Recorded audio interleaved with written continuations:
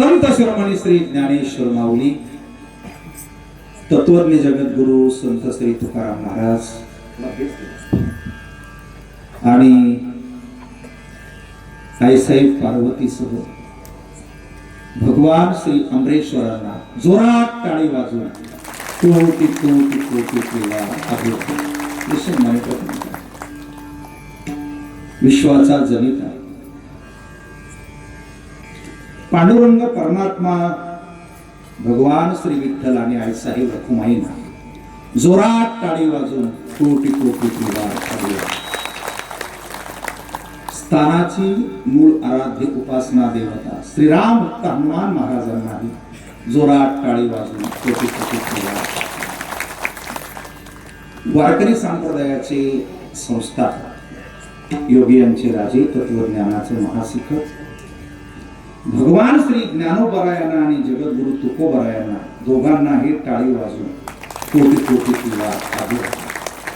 अखंड महाराष्ट्राचं आराध्य दैवत छत्रपती शिवाजी महाराजांनाही जोरात टाळी वाजवून कोटी कोटी केला.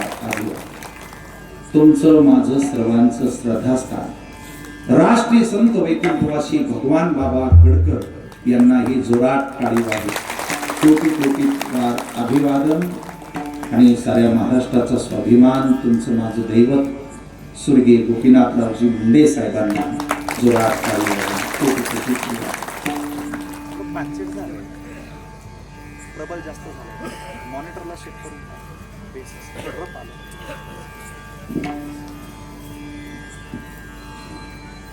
भगवान श्री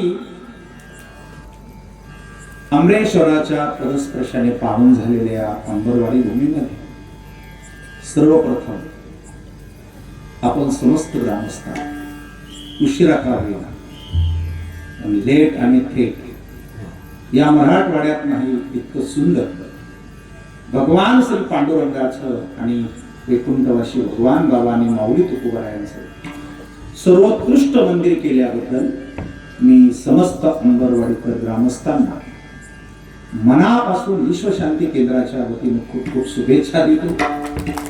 वारकरी संप्रदायाच्या वतीने तुम्हाला धन्यवादही देतो. आपल्या आयुष्यातला हा सर्वात मोठा दिवस आहे आणि आज आपण या सर्व कार्यक्रमाची पूर्तता करून श्रीराम कथा, संत सहवास आणि कलशारोहण सोहळाही वैभवशाली परंपरेमध्ये संपन्न केला. हा कळस लेकीवाडीचा असतो. या गावात जन्म घेऊन ज्या गावात नांदायला गेलो त्या गावात आपले संस्कार, आपली प्रतिमा, आपले वैभव जपत आपल्या वागण्याचा कळस निघाला. त्याचा कळस असतो आज हा. या कळसाला आणि या सर्व माझ्या बहिणींना जोरात टाळी वाजवून व्यासपीठावरील उपस्थित सर्व महाराज मंडळी, संत महंत, गुंजन, गायक, वादक, समोर बसलेले सर्व वयोवृद्ध, ज्ञानवृद्ध, सर्व माता भगिनी, पंचकृषीतील भाविक भक्तजन आणि आज ज्यांची ही संत सेवा आहे हे आमचे आहे श्री पंढरीनाथ केशवरावजी घुगे, आजचे अन्नदाते श्री रामराव सखारामजी घुगे, श्री निवृत्तीराव गणपती घुगे, श्री अर्जुन रामराव घुगे, श्री विष्णुदत्तराव घुगे या चौघांनाही आणि 7 दिवस महाप्रसादाचं आयोजन करणारे, या ठिकाणी श्रीराम कथा करणारे हरिभक्तीपरायण महाराज सोले, त्या कथेचे यजमान श्री बाळासाहेबजी घुगे किंवा मग या सगळ्यांनाही मनापासून धन्यवाद. किंवा मग वरचा आवाज जास्त झाला का मोंग्याचा तो कमी करून मला फिरण्यात मिळत नाही. आज अतिशय महत्वाचा दिवस आहे. असा दिवस पुन्हा आपल्या आयुष्यात कधी येणार नाही. मुळात आपलं गावच तीर्थक्षेत्र आहे. भगवान श्री औंढेनाथांच्या नंतर साक्षात आणि जागृत दैवत काय असेल तर श्री अमरेश्वर त्रिवेणी संगम. आणि या परिसरामध्ये वैकुंठवासी नथुरामजी महाराज केहाळकर वैकुंठवासी विठ्ठलपुरी महाराज विविध आदी संतांच्या संगतीमध्ये अंबरवाडीवासियांना संत संघाचा वारकरी संप्रदायाचा दांडगा आणत होता. या गावामध्ये सर्व प्रकारची संत मंडळी दिलेली आहे. अंबरवाडी हे एक नाव आहे मोठं. घुगे परिवाराच्या वतीनं विठ्ठलरावजी घुगे असतील, विश्वनाथरावजी घुगे असतील यांच्यामुळे अजून काही शिक्षणामुळे आपल्या गावाचं नाव राज्यातही मोठं आहे. एक मोठा परिवार, एक सामाजिक ऐक्य आणि एकात्मतेचं अंबरवाडी हे उदाहरण. त्यातला आजचा दिवस महत्वाचा आहे. आजचं जे कीर्तन आहे ते सरळ बसा, डोक्यातले विचार बंद करा, मोबाईल ऐकू नका, कुणाला बोलू नका. कारण तुम्ही जेवढ्या वर्गाने दिलेले आहे, जे जे काम केलेले आहे, जो महाप्रसाद केलेला आहे, जे फराळाचं केलेलं आहे, जी पंगत घेतलेली, त्याचा आज कीर्तन संपायच्या अगोदर चेक तयार होत असतो आणि तो चेक तयार करण्याची जबाबदारी माझी आहे. त्यामुळे मी तुमच्याकडे सगळ्याकडे पाहतो. टाळी वाजवा, भजन करा, आनंदात राहा, सुखात राहा. छान चेक तुमचा तयार होईल आणि आजूबाजूला मागे बसलेले त्यांनी सुद्धा समोर येऊन बसायचं. आता नाही आता जाऊ. आणि हा पूजेचा कीर्तन सोहळा असतो. आजच्या कीर्तनाने काल स्थापन केलेल्या मूर्तींची आणि कलशाची यथार्थ महापूजा होत असते. आणि म्हणून आपण सर्वांनी मला या महापूजेच्या कीर्तनाचा जो सन्मान दिला याबद्दल पुनश्च एकदा सर्व विवाह वर्ग, महिला वर्ग, सर्व भाविक भक्तजन आणि गावकऱ्यांना मनापासून धन्यवाद करतो. व्यवस्थितपणे काय झाले बघा, काय गडबड नका करू. विठ्ठला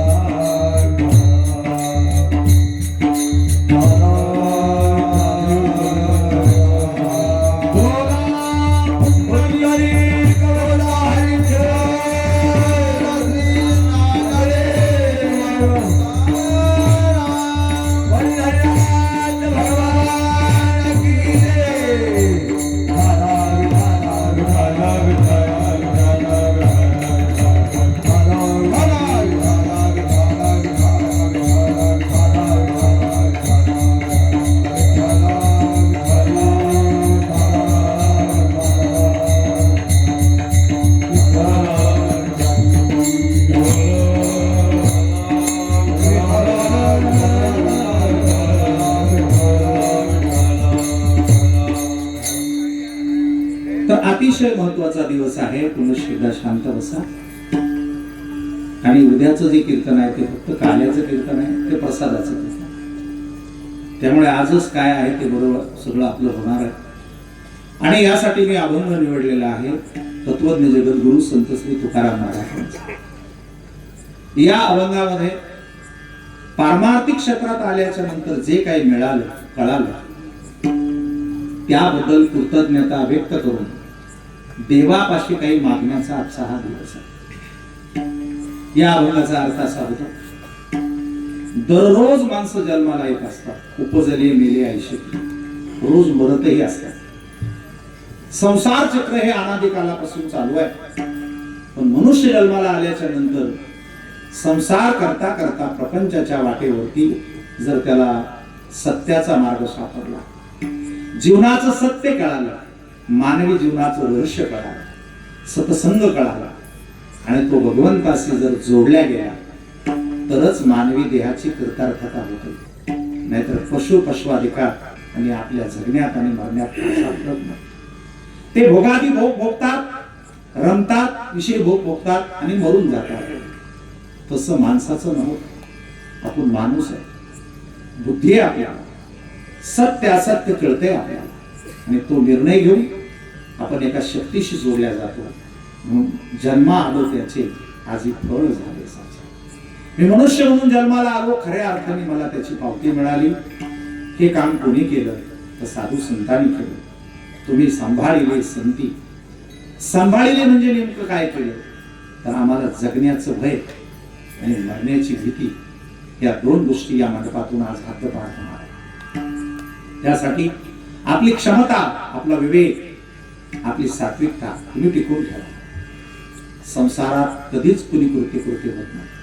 संसार नावाचा असं एक षडयंत्र आहे. याला कोणत्याही माणसानं केलं, कसाही संसार केला, कुठेही केला, कधीही केला, इमानदारीनं केला, चोऱ्या करून केला, फसून केला, बुद्धीनं केला, पैशानं केला, तरी संसार नावाच्या झाडाला फळ नाही. असं कधीच झालं नाही की संसार केला आणि त्याचा शेवट अतिशय गोड झाला, असं होत नाही.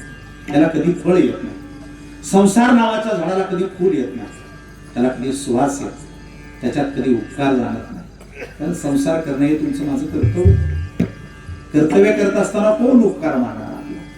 पण कर्तव्य करत असताना आपली काही जबाबदारी आहे की नुसतं संसार आणि लोकांची मन सांभाळायची नाहीत, नुसती पोट भरायची नाहीत, नुसत्या झोपा घ्यायच्या नाहीत, तर मरण्याच्या अगोदर मी मनुष्य आहे, त्याचं काय रहस्य असेल ते समजावून घेणं आणि आपण मुक्त होणं, यासाठी हा नवदेह मिळालेला आहे. आणि ते संतांनी मला आज दिलेला आहे. त्यामुळे मी कृत्य झालो. आणि आजचा जो दिवस आहे ना, आजचा दिवस म्हणजे प्रत्यक्ष इथे भगवान शिवशंकर, आईसाहेब रखमाई, पांडुरंग, माऊली, तुकोबराय आणि भगवान बाबा उपस्थित आहे. कारण नियमच असा आहे की पक्षाचा कार्यक्रम असला की त्या लोकांना यावंच लागतं. पण बाळासाहेबजी, तुमच्या प्रोटोकॉलमध्ये आणि कार्यक्रम पत्रिकेमध्ये जबरदस्त चूक झालेली आहे. वास्तविक पाहता अशी जर चूक झाली तर आम्ही स्टेजवर थांबत नाही. तुम्ही माझे पाहुणे असल्यामुळे तुम्हाला माहिती असावं, आपण राजकारण करताय, समाजकारण करताय. कोणत्याही पक्षाचा कार्यक्रम ठेवला तो पहिला फोटो हा पंतप्रधानाचा ठेवावा, दुसरा फोटो हा मुख्यमंत्र्याचा ठेवावा, नंतर जिल्ह्यातल्या खासदाराचा ठेवावा लागतो, नंतर आमदाराचा ठेवावा लागतो, मग नगरसेवक, मग गावातले पंचायत समिती, जिल्हा परिषद अध्यक्ष, असे तुम्ही जो पत्रिका माझ्या पाठीमागे लावलेली आहे, तर उपस्थित मंचावरच्या आणि खालच्या सगळ्या लोकांना माझी विनंती आणि सूचना आहे की कार्यक्रम पत्रिका लिहित असताना पहिला फोटो हा फक्त ज्ञानोबारायाचा टाकला जातो. ज्ञान देवे रचला पाया उभा दिले. हो, माणसाचे कुणाचे फोटो अगोदर टाकायचेच नाही, तुमची पत्रिकाच मान्य नाही होत. आता तुम्ही कल्पना करा, सगळ्या पंचायत समिती, जिल्हा परिषद अध्यक्षाचे, आमदाराचे फोटोवर आणि खाली मुख्यमंत्र्याचा टाकून त्याच्या खाली जर पंतप्रधानाचा टाकला तर खरंच पंतप्रधान तुमच्या कार्यक्रमाला येतील. तुम्ही तरी लक्षात घ्यायला. आणि शेवटचा जो फोटो टाकायचा असतो तो फक्त तुकाराम महाराजांचा टाकायचा असतो. कारण ज्ञानोबा, तुकाराम अशी प्रणाली आपली सांभाळायची. आणि जेवढे संत असतील मधले सगळे, हे सगळे मधात घ्यायचे असते, सगळे देव मधात घ्यायचे असते. तर तुमच्या पत्रिकेत ती चूक आहे आणि तुमच्याकडून ती चूक झाल्यामुळं मी पार्वती महादेवाला सांगतो की नवीन आहे कार्यक्रम, त्यांना क्षमा असावी. रुक्मिणी पांडुरंगांना सांगतो की आपलीच हे तर थोडं सांभाळून घ्या. तुमच्या मंदिरावर पण चूक झालेली आहे. तुम्ही काय कला केली माहिती का? रुक्मिणी पांडुरंग मग भगवान बाबा असते, तर तुम्ही भगवान बाबा रुक्मिणी पांडुरंग केले, मोठी चूक आहे. कारण विठ्ठल रुक्मिणी हे मोठी आहे, भगवान बाबा हे लहान. लक्षात. त्यामुळे अगोदर कुणाचं नाव असावं. आता तुम्हाला सप्ताहाच्या पत्रिकेमध्ये जर नाव खालीवर झाली तर भजने उभे राहत नाहीत. आता काय यायचे जर नीट नाव नाही घेतले तर यांना सुद्धा राग येतो. पण अगोदर नाव घेण्याची प्रथा मी बंद केलेली आहे. सुरुवातीला कीर्तन सांगण्याच्या ऐवजी गाणारे, वाजवणारे, बोलवणारे यांची स्तुती करणं बंद केले पाहिजे. आणि कीर्तन संपता आलं मग जाता जाता त्यांना धन्यवाद दिले पाहिजे. तोपर्यंत यायला दम निघतो पण ते बी चेक केलं पाहिजे. दुसरी गोष्ट, आपल्या गाणारा वाजवणाराची स्तुती मी करण्यात काही तथ्य नाही, ते करू जाऊ नका. तुम्ही माझी करू जाऊ नका. कारण आपण एकच माणसं, पक्षाची माणसं. तुम्ही मला मोठं म्हणणारच आहे, मी तुम्हाला मोठं म्हणणारच आहे. आपल्या दोघांचं कौतुक गावकऱ्याने केलं पाहिजे. कोणी केलं पाहिजे? किंवा तुमची वेळ काढून तुम्ही आमच्या गावात आला. त्याच्यामुळे आम्ही कौतुक करणं ते चुकीचं आहे. आणि मी जाता जाता करेल तुमचं कौतुक. कधी करण? तुम्ही चांगली सेवा केली तर करेल, नाही तर मग मला काही गरज नाही त्याच्यामुळे आपला काही प्रोटोकॉल आहे. आपल्या कीर्तिमान वाचे वर्णून कीर्तिमान वाचे वर्णून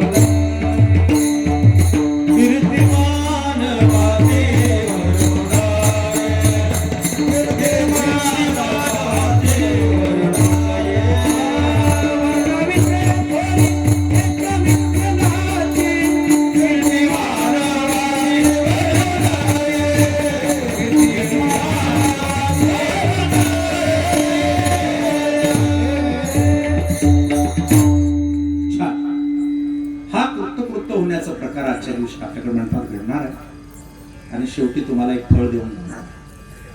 कोणतंही काम केलं तर त्याचं बेनिफिट मिळालं पाहिजे. अरे रान पेरलं तर उगवलं पाहिजे ना. त्याचा जर एक दाणा उगवला नाही तर त्या पेरण्याला काय अर्थ ना. तसं आपण सत्कर्म तर त्याचं फळ आपल्याला मिळालं पाहिजे. ते जर मिळालं नाही तर ते वाया जाता कामा नये. त्यामुळे शेवटचा जो फायदा आहे तो का म्हणे काळ करून शक्य पड, म्हणजे तुम्हाला सगळ्या गोष्टी जरी संसारात असल्या तर मृत्यू येणार आहे.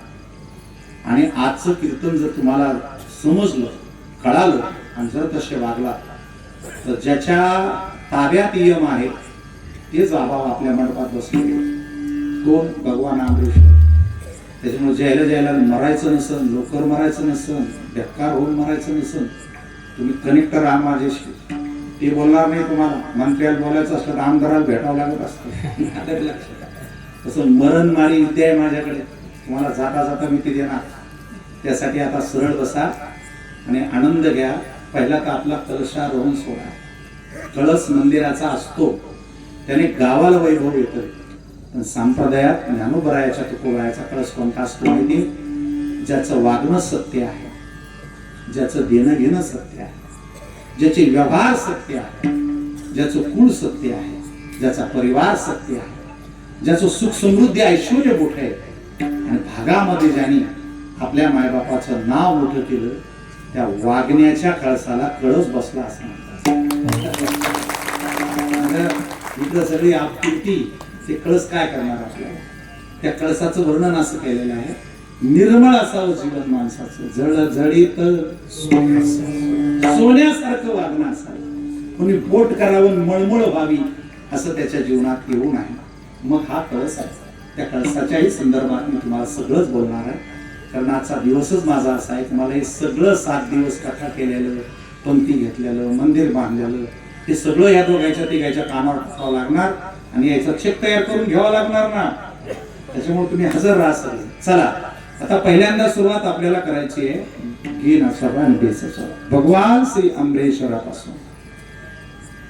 हे जे बाबा आहे ना आपल्या गावातले, हे सगळ्यात मोठे बाबा. यांच्या एवढा मोठा बाबा नाही, यांच्या एवढा मोठा देव नाही, यांची एवढी मोठी शक्ती नाही. महादेव बडे गुरु सत्देवन के बाबा, देवाधिदेव भगवान श्री अंबरेश्वर महादेव असं नाव. आता या स्थानाची महती काय आहे? तर ती जी पिंड आहे ना आपली, ती खालून वर आलेली. औंढा नागनाथ जे असेल आणि अंबरवाडी असेल, या 2 ठिकाणी भगवंताचा निवास आहे. तुम्हाला उशिरा कळालं की हे संस्थान जर पश्चिम महाराष्ट्रात असतं ना तर सगळ्यात मोठं देवस्थान म्हणून उदयाला आलं असतं. आता हे तुमचं छानच आहे. पण हे कोण आहेत नेमके?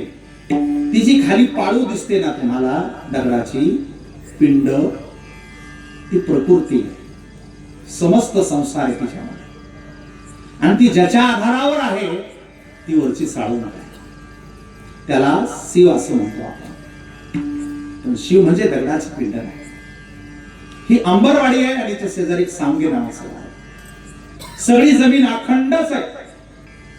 जमिनीला काय माहित नाही मी कोण्या गावची कोण्या माणसाची. माणसंच बिघडले. ते स्क्वेअर फुटावर आले, प्लॉटवर आले, तुकडे पाडायला लागले, भानगडी करायला लागले. पृथ्वीला काय माहित नाही. तिचं आपलं एकच अंग. पण जुन्या काळामध्ये या दोन्ही गावाचे भांडणं लागू नये म्हणून तहसीलदार दोन्ही गावाच्या लोकांनी गावाच्या मध्यभागी एक रेषा मारली कोतवालाला सांगून आणि ठणकावून सांगितलं की सांगीच्या लोकांना अलीकडे यायचं नाही आणि अंबरवाडीच्या लोकांना पलीकडे जायचं नाही. ती मारलेली जी रेषा आहे तिला काय म्हणतात सांगा जरा? ते आणि हे एकच आहे. हे डावा अंग आहे पार्वती. नाकाच्या शेंड्यापासून तुम्हाला असं नाही करणार अर्धांगवायू झाला ज्याची पार्वती गेली का त्याचा इकडचाच कार्यक्रम जातो फक्त इकडून, ही नागपुडी काम नाही करत. पण ज्याचे महादेव गेले का त्याची इकडची बाजू जाते, नुसती पार्वती राहते. तसं नीट रेषा याचा अर्थ आहे मर्यादित राहा, हद्दीत राहा, कंट्रोल मध्ये राहा. तुम्ही काही आम्हाला नाही. हा मृत्यू लोक आहे, इथून 100% मारावं लागतंय. मर्यादित राहा, त्याचं नाव आहे शिव. चला अजून तुम्हाला जर काही समजून घ्यायचं असेल तर ही दगडाची पिंड नाहीच आहे. हा महिला मंडळाचा जो वर्ग असतो हा 4 दिवस वेगळा राहत असतो. प्रेड म्हणतात त्याला. घरातली छोटी छोटी लेकरं जाऊन त्यांना शिवत असतात. मग ती काय म्हणती, हा मला शिवला. याचा अर्थ काय माहिती तुम्हाला? तिला असं वाटतं मी अपवित्र आहे आणि हा मुलगा पवित्र आहे. अपवित्र आणि पवित्र जगातलं सगळं ज्याच्या अंगातून बाहेर येतं त्याचं नाव आहे शिव. म्हणून ती म्हणती हा मला शिवला. शिवला. ओके, अजून नाही करणार. एक 35-40 वर्षापूर्वी काही समाजाच्या लोकांना लोक विहिरीवर पाणी भरू देत नव्हते. आता राहिलं नाही. विहिरीत पोहरा टाकला की अट्रॉसिटी दाखल व्हायची, मारामाऱ्या व्हायच्या, पुन्हा भानगडी व्हायच्या. काय म्हणायचे तो, हा आमच्या पाण्याला शिवला. त्याचं नाव आहे स्पर्श आणि अस्पर्श. चांगला आणि वाईट दोन्ही ज्याच्याच अंगात आहे त्याचं नाव आहे शिव. अजून नाही करणार तुम्हाला. कोणीच माणूस 5 मीटरचा कपडा आपल्या अंगावर घेऊन टाकीत नाही. तशी पद्धत नसते. त्याला मापात कापावं लागतं. आपण जे भजन महादेवाच्या मंदिरात करतो ते टेलरच्या मशीन मध्ये दिवसभर सुरू असतंय. कोणताही माणूस आला की टेलरला म्हणतो माझा शर्ट शिव, माझी पॅन्ट शिव, माझा शर्ट शिव, माझी पॅन्ट शिव, माझा शर्ट शिव, माझी पॅन्ट शिव. आणि तुम्ही काय म्हणता, शिव शिव शिव शिव. म्हणजे नेमकं काय? नीट ऐका. गावात उत्तम मंदिर बांधलंय. आता हे मंदिर चंद्र सूर्य आहे तोपर्यंत आशीर्वाद देणार आहे. मंदिर जरी तुम्ही बांधला असलं तरी सगळा युवा वर्ग जेवढा तरुण वर्ग आहे तुमच्यावर जास्तीची जबाबदारी पडलेली. कारण गाव पहिलं वेगळं असतं. पोलीस स्टेशन आल्यावर त्याची सिस्टीम बदलते. तहसील कार्यालय गावात आणले की त्याची सिस्टीम बदलते. तुम्ही आता काय काय आणले तुम्हाला माहितीये का? गावात कलेक्टरचं ऑफिस बी आणले, तहसीलदाराचं बी आणले, पोलीस स्टेशन बी आणले. इतके जर 3 ऑफिस गावामध्ये आणले असतील तर तुम्हाला दक्ष राहावं लागेल. चुका केल्या तर ते आत टाकू शकतात तुम्हाला. त्याच्यामुळे पुढची जबाबदारी तुमच्या लक्षात ठेवा. तुम्हाला या गावातल्या कोणत्याही माणसाशी भेदभाव करता येणार नाही. तो टेलर जसे मापात कपडे कापतो त्याला शिव म्हणतात, तसं आजपासून आपल्या जर काही भानगडी झाल्या असतील जातीपातीच्या देण्या घेण्याच्या तर त्या सगळ्या सोडून द्या आणि सगळ्याच माणसाला एक करून आख्या ठिकाणी आणा. त्याचं नाव आहे शिव. शिव म्हणजे जोडा. त्याच्यातले बरेच आपल्यापासून दूर गेलेले, उभे असले तरी दूर गेलेले, पटत नाही, समजत नाही, अज्ञान आहे, द्वेष आहे, तिरस्कार आहे. आपल्यापासून दूर गेलेल्या माणसाला पुन्हा या मंडपात आणा. हा भरलेला जो मंडप आहे असा हजारो वर्षात गुण्या गोविंदांना नांदावा. याच्यात कुणाचं पटत जरी नसलं, पटत जरी असलं तरी ते सगळं सोडून देऊन त्याला एकाच ठिकाणी बांधायचं. याचं नाव आहे शिव. अजून समजत नसेल तर पुन्हा एकदा सांगा. खेळाचा प्रोग्राम असतो. शेवटच्या डावाला काही बक्षीस असतात. थोडस एक जण पुढे पळत असतो त्याला बक्षीस मिळणार असते. पण जो माग पडला का 2 हातावर त्याचे मित्र मोठ्याने ओरडून सांगत असतात ए कसाही कर, पण त्याला जाऊन शिव. आजचा कळस काय सांगतो माहिती का तुम्हाला? कसंही करा म्हणजे करा, जसं जमन तसं करा. उद्योग करा, व्यवसाय करा, नोकऱ्या करा, काम धंदा करा, कसं करा, पण या शिवाराच्या आत मरायच्या आत एकदा जाऊन त्याला शिवा. त्याचं नाव आहे शिवा. ओम नमः शिवाय. कावडी घेतली खांदी, मिळाली संत मांदी, त्यांचे चरण रजरी नोंदले. तुम्हाला या अमरेश्वराची महती सांगू. इथली माती उचलून जरी कपाळाला लावली तरी तुमच्या सगळ्या इच्छा पूर्ण होतील. इतकी ताकद या भूमीची, इतकी ताकद या जागेची. कारण असं आहे तिथं साक्षात शिवशक्ती नांदते. अध्यात्म क्षेत्रामध्ये एकच शक्ती काम करते. त्या शक्तीचं नाव आहे ब्रह्म आणि त्या ब्रह्माला मदत करते. तिचं नाव आहे माया. ब्रह्म आणि माया लोकाला समजत नाहीये भाषा, म्हणून त्या ब्रह्माचं नाव आहे शिव आणि त्या मायेचं नाव आहे पार्वती. हे समजत नाही लोकाला, म्हणून प्रत्येक अवतारात राम शिवच, तर सीता पार्वती. समजत नाही तर तुम्ही ज्याला आणलंय का पांडुरंगाला, ते पांडुरंग आणि उमरेश्वर एकच आहे. अमरेश्वर वेगळे नाही ते. परब्रह्मलिंगम भजे पांडुरंग. पांडुरंगाच्या डोक्यावरती विठ्ठल, विठ्ठलाच्या डोक्यावरती शिवाची मूर्ती. मग आता विठ्ठल जर शिव असेल तर मग रुक्मिणी कोण? पार्वती. पण हे बी लोकांना समजत नाही. समजत नाही म्हणजे अज्ञानामुळे समजत नाही. मग तुमचा बाप म्हणजे महादेव, आणि तुमची आई म्हणजे पार्वती. कारण जे ब्रह्म आहे ते शिव आहे, जी माया आहे ती पार्वती आहे, जे राम आहे ते ब्रह्म आहे, जे सीता आहे ती माया आहे, विठ्ठल ते ब्रह्म आहे, रुक्मिणी ती माया आहे, आपला बाप म्हणजे ब्रह्म आहे. म्हणजे अरे शहाणपणा आता आहे तुमच्याकडे, अक्कल आता आहे, माणसं आता आहे, मूर्खपणा हुशारी आता आहे, पण बापच नसता तर या जगात तुझं काहीच नसतं. म्हणून तुझं विश्व ज्याने आणलंय तो तुझा बाप आणि महादेव पेक्षा अजिबात कमी नाही. मग आपला बाप जर महादेव असेल तर मग आपली आई कोण आहे? आणि आपली आई पार्वती आहे. हे जर आजच्या समाजाला कळालं तर सुखाची पाठ वाहतील तुमच्या घरामध्ये. त्यापेक्षा आपली आई आणि बाप देवापेक्षा श्रेष्ठ असतो. तुका म्हणे माया बापे अवघी देवाची चाल, अवघी देवाची चाल, अवघी देवाची चाल. तुका म्हणे माया बापे अवघी देवाची चाल, अवघी देवाची चाल, अवघी देवाची चाल. ऐकणाऱ्याला जेव्हा समजून तेव्हा, पण चाली म्हणणाऱ्याला जरी समजलं तरी आपले सगळे पैसे वसूल झाले. हो, नाही तर मायबापाला दुःखात टाकून कोणत्या देवाची वारी केली तर इतकी सुद्धा कपट देवाला मान्य होत नाही. तुम्ही ज्या पंढरीच्या पांडुरंगाला अंबरवाडीत आणलंय ना, जरा त्याला विचारायला तू पंढरपूरला का आलास? पुंडलिकानं देवपूजा केलेली नाही, पुंडलिकाने अन्नदान केलेलं नाही, पुंडलिकानं देवाचं भजन केलं, पुंडलिकानं पुण्य मिळवलं नाही, पुंडलिकानं तीर्थयात्रा केल्या नाही, त्यानं त्याच्या देवाची पूजा केली आणि त्याचा देव होता त्याची माया. ही बातमी जेव्हा देवाच्या कानावर गेली तेव्हा जगाचा बाप त्याला भेटायला आला आणि त्या खऱ्या बापाच्या सेवेसाठी तो या देवाला पण बोलला नाही.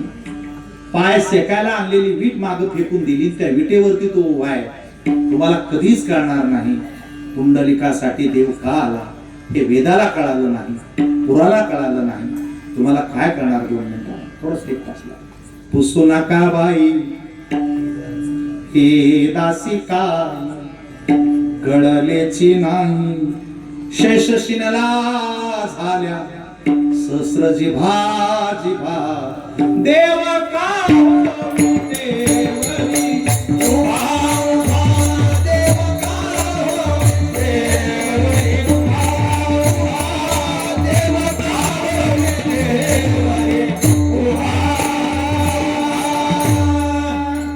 येईल का तुमच्या लक्षात आता काय काय गडबड आहे? तुम्हाला सांगा, मला मायबाप पटत नाही. मग नवरा म्हणजे महादेव आणि बायको कोणी? मग इतकं जरी कळालं आपली बायको पार्वती तर बाकीच्या सुखान राहतील ना. समाजाला हे कळणं गरजेचं आहे की आपली बायकोच पार्वती आहे. इकडे तिकडे देवाच्या नादी लागायची गरज नाही. लक्षात. आपला नवरा कोण आहे? बोला, महादेव आहे. हे जर कळत नसन तर मग उजवा हात म्हणजे महादेव आहे आणि डावा हात म्हणजे पार्वती आहे. हे विज्ञानातल्या लोकांना समजत नाही.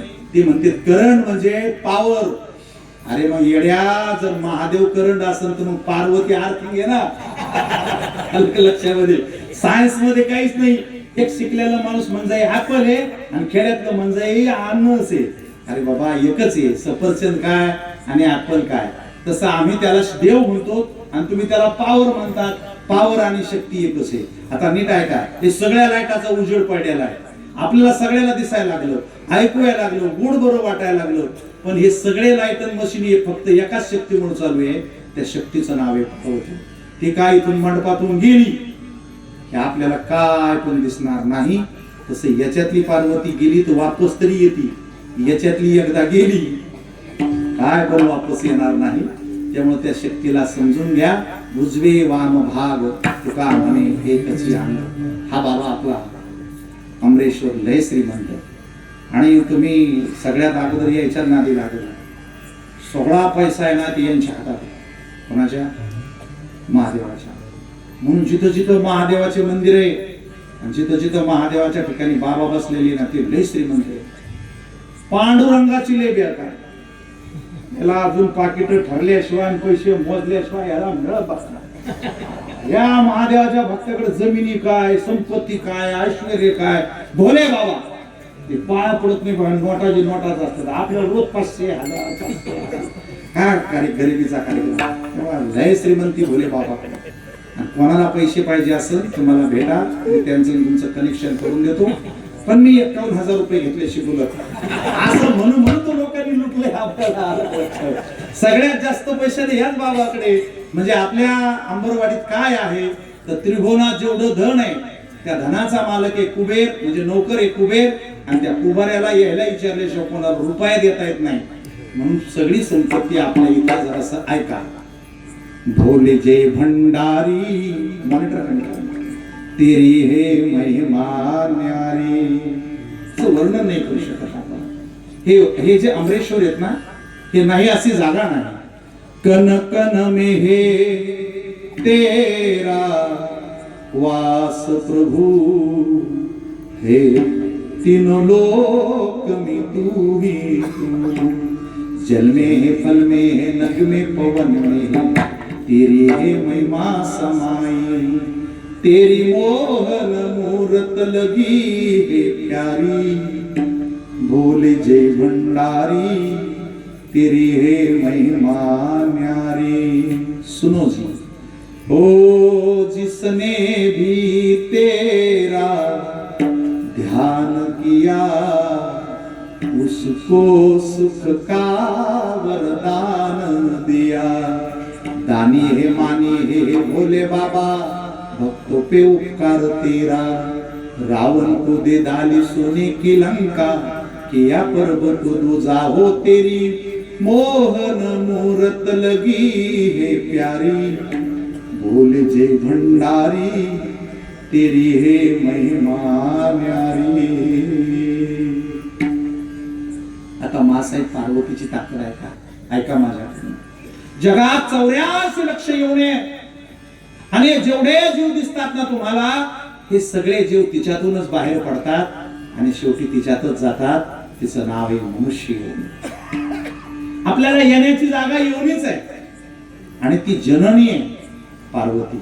तिची ही महिमा ऐकाच. जयती, विजय तिच्यामुळे मिळतो, शक्ती तिच्यामुळे मिळते, कीर्ती तिच्यामुळे मिळते, कारण ती आपली आई आहे. जयती योग माया जननी जीवदानी, या संपूर्ण ब्रह्मांडाची आई आहे ती. हो त्रिभुवन स्वामिनी सिंहवाहिनी, त्रिभुवन स्वामिनी सिंहवाहिनी, भवानी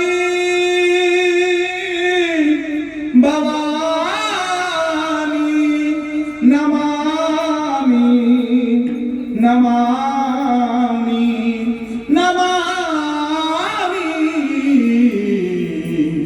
ओ जननी जीवदानी, जयति योग माया जननी जीवदानी.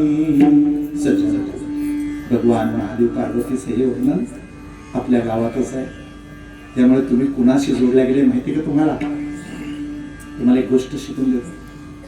तुम्हाला जर पटापटा कामं करायची असतील, मोठं व्हायचं असेल तर तुमचं सरपंचाचं बरं पाहिजे, म्हणजे गावात जमता. त्याच्यापेक्षा आमदाराच्या गाडीत तुम्ही रोज दिसले पाहिजे. तालुक्यातले लोक टरकून राहतात. तुम्ही जर खासदाराच्या संघ रोज दिसले तर जिल्ह्यात कोणी वाटत जात नाही. पोलीस बी तुमच्या विरोधात काही लिहू शकत नाही. पण तुम्ही मुख्यमंत्र्याच्या गाडीत रोज टीव्ही दिसायला लागले तर महाराष्ट्रात कोणी वाटत जाणार नाही. पंतप्रधानाच्या बरोबर जर रोज टीव्ही दिसायला लागले तर देशात कोणी वाटत जाणार नाही. पण भगवान महादेव पार्वतीच्या विठ्ठल रुक्मिणीच्या शेजारी बसला तर त्रिभुवनात कोणी वाटत जाणार नाही. म्हणून माणसानी मोठ्या माणसाच्या संग राहिलं पाहिजे.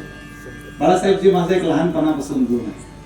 मी लहानपणी कीर्तन ऐकलं होतं एका महाराजांचं आणि ते मला म्हणले होते कधी मागे बसायचं नाही, कधीच नाही. कीर्तनाला ते एकदा बी नाही.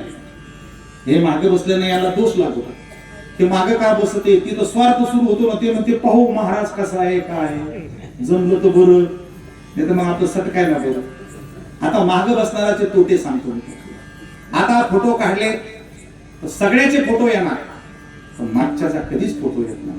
पेपरला नाही, मोबाईलमध्ये नाही, कॅमेऱ्यात नाही. झाला ना तोटा. मग आता आपल्याकडे वेळ कमी आहे, इथून पुढे सांगून ठेवतो तुम्हाला, कुठं राहायचं असताना पहिलंच पुढे बसायचं. आपलं वजन पडते, नाव राहते, ओळख राहते. तुम्हाला पंक्ती जरी बसायचं असलं ना, लग्नाच्या असो का भंडाऱ्याच्या असो का सत्याच्या, पहिल्याच पंक्तीला जेवायला बसायचं, कारण मागच्या पंक्तीला वरणात पाणी असतं. त्यामुळे मागच्या पंक्तीची गॅरंटी नाही, पुढच्या पंक्तीचा फायदा असतो. त्याच्यामुळे मी तुम्हाला ताकद सांगितली आणि ती ताकद तुकाराम महाराजांच्या लक्षात आली. आम्ही कोणाचे शेजारी आहे, आमचा जन्म सफल झाला.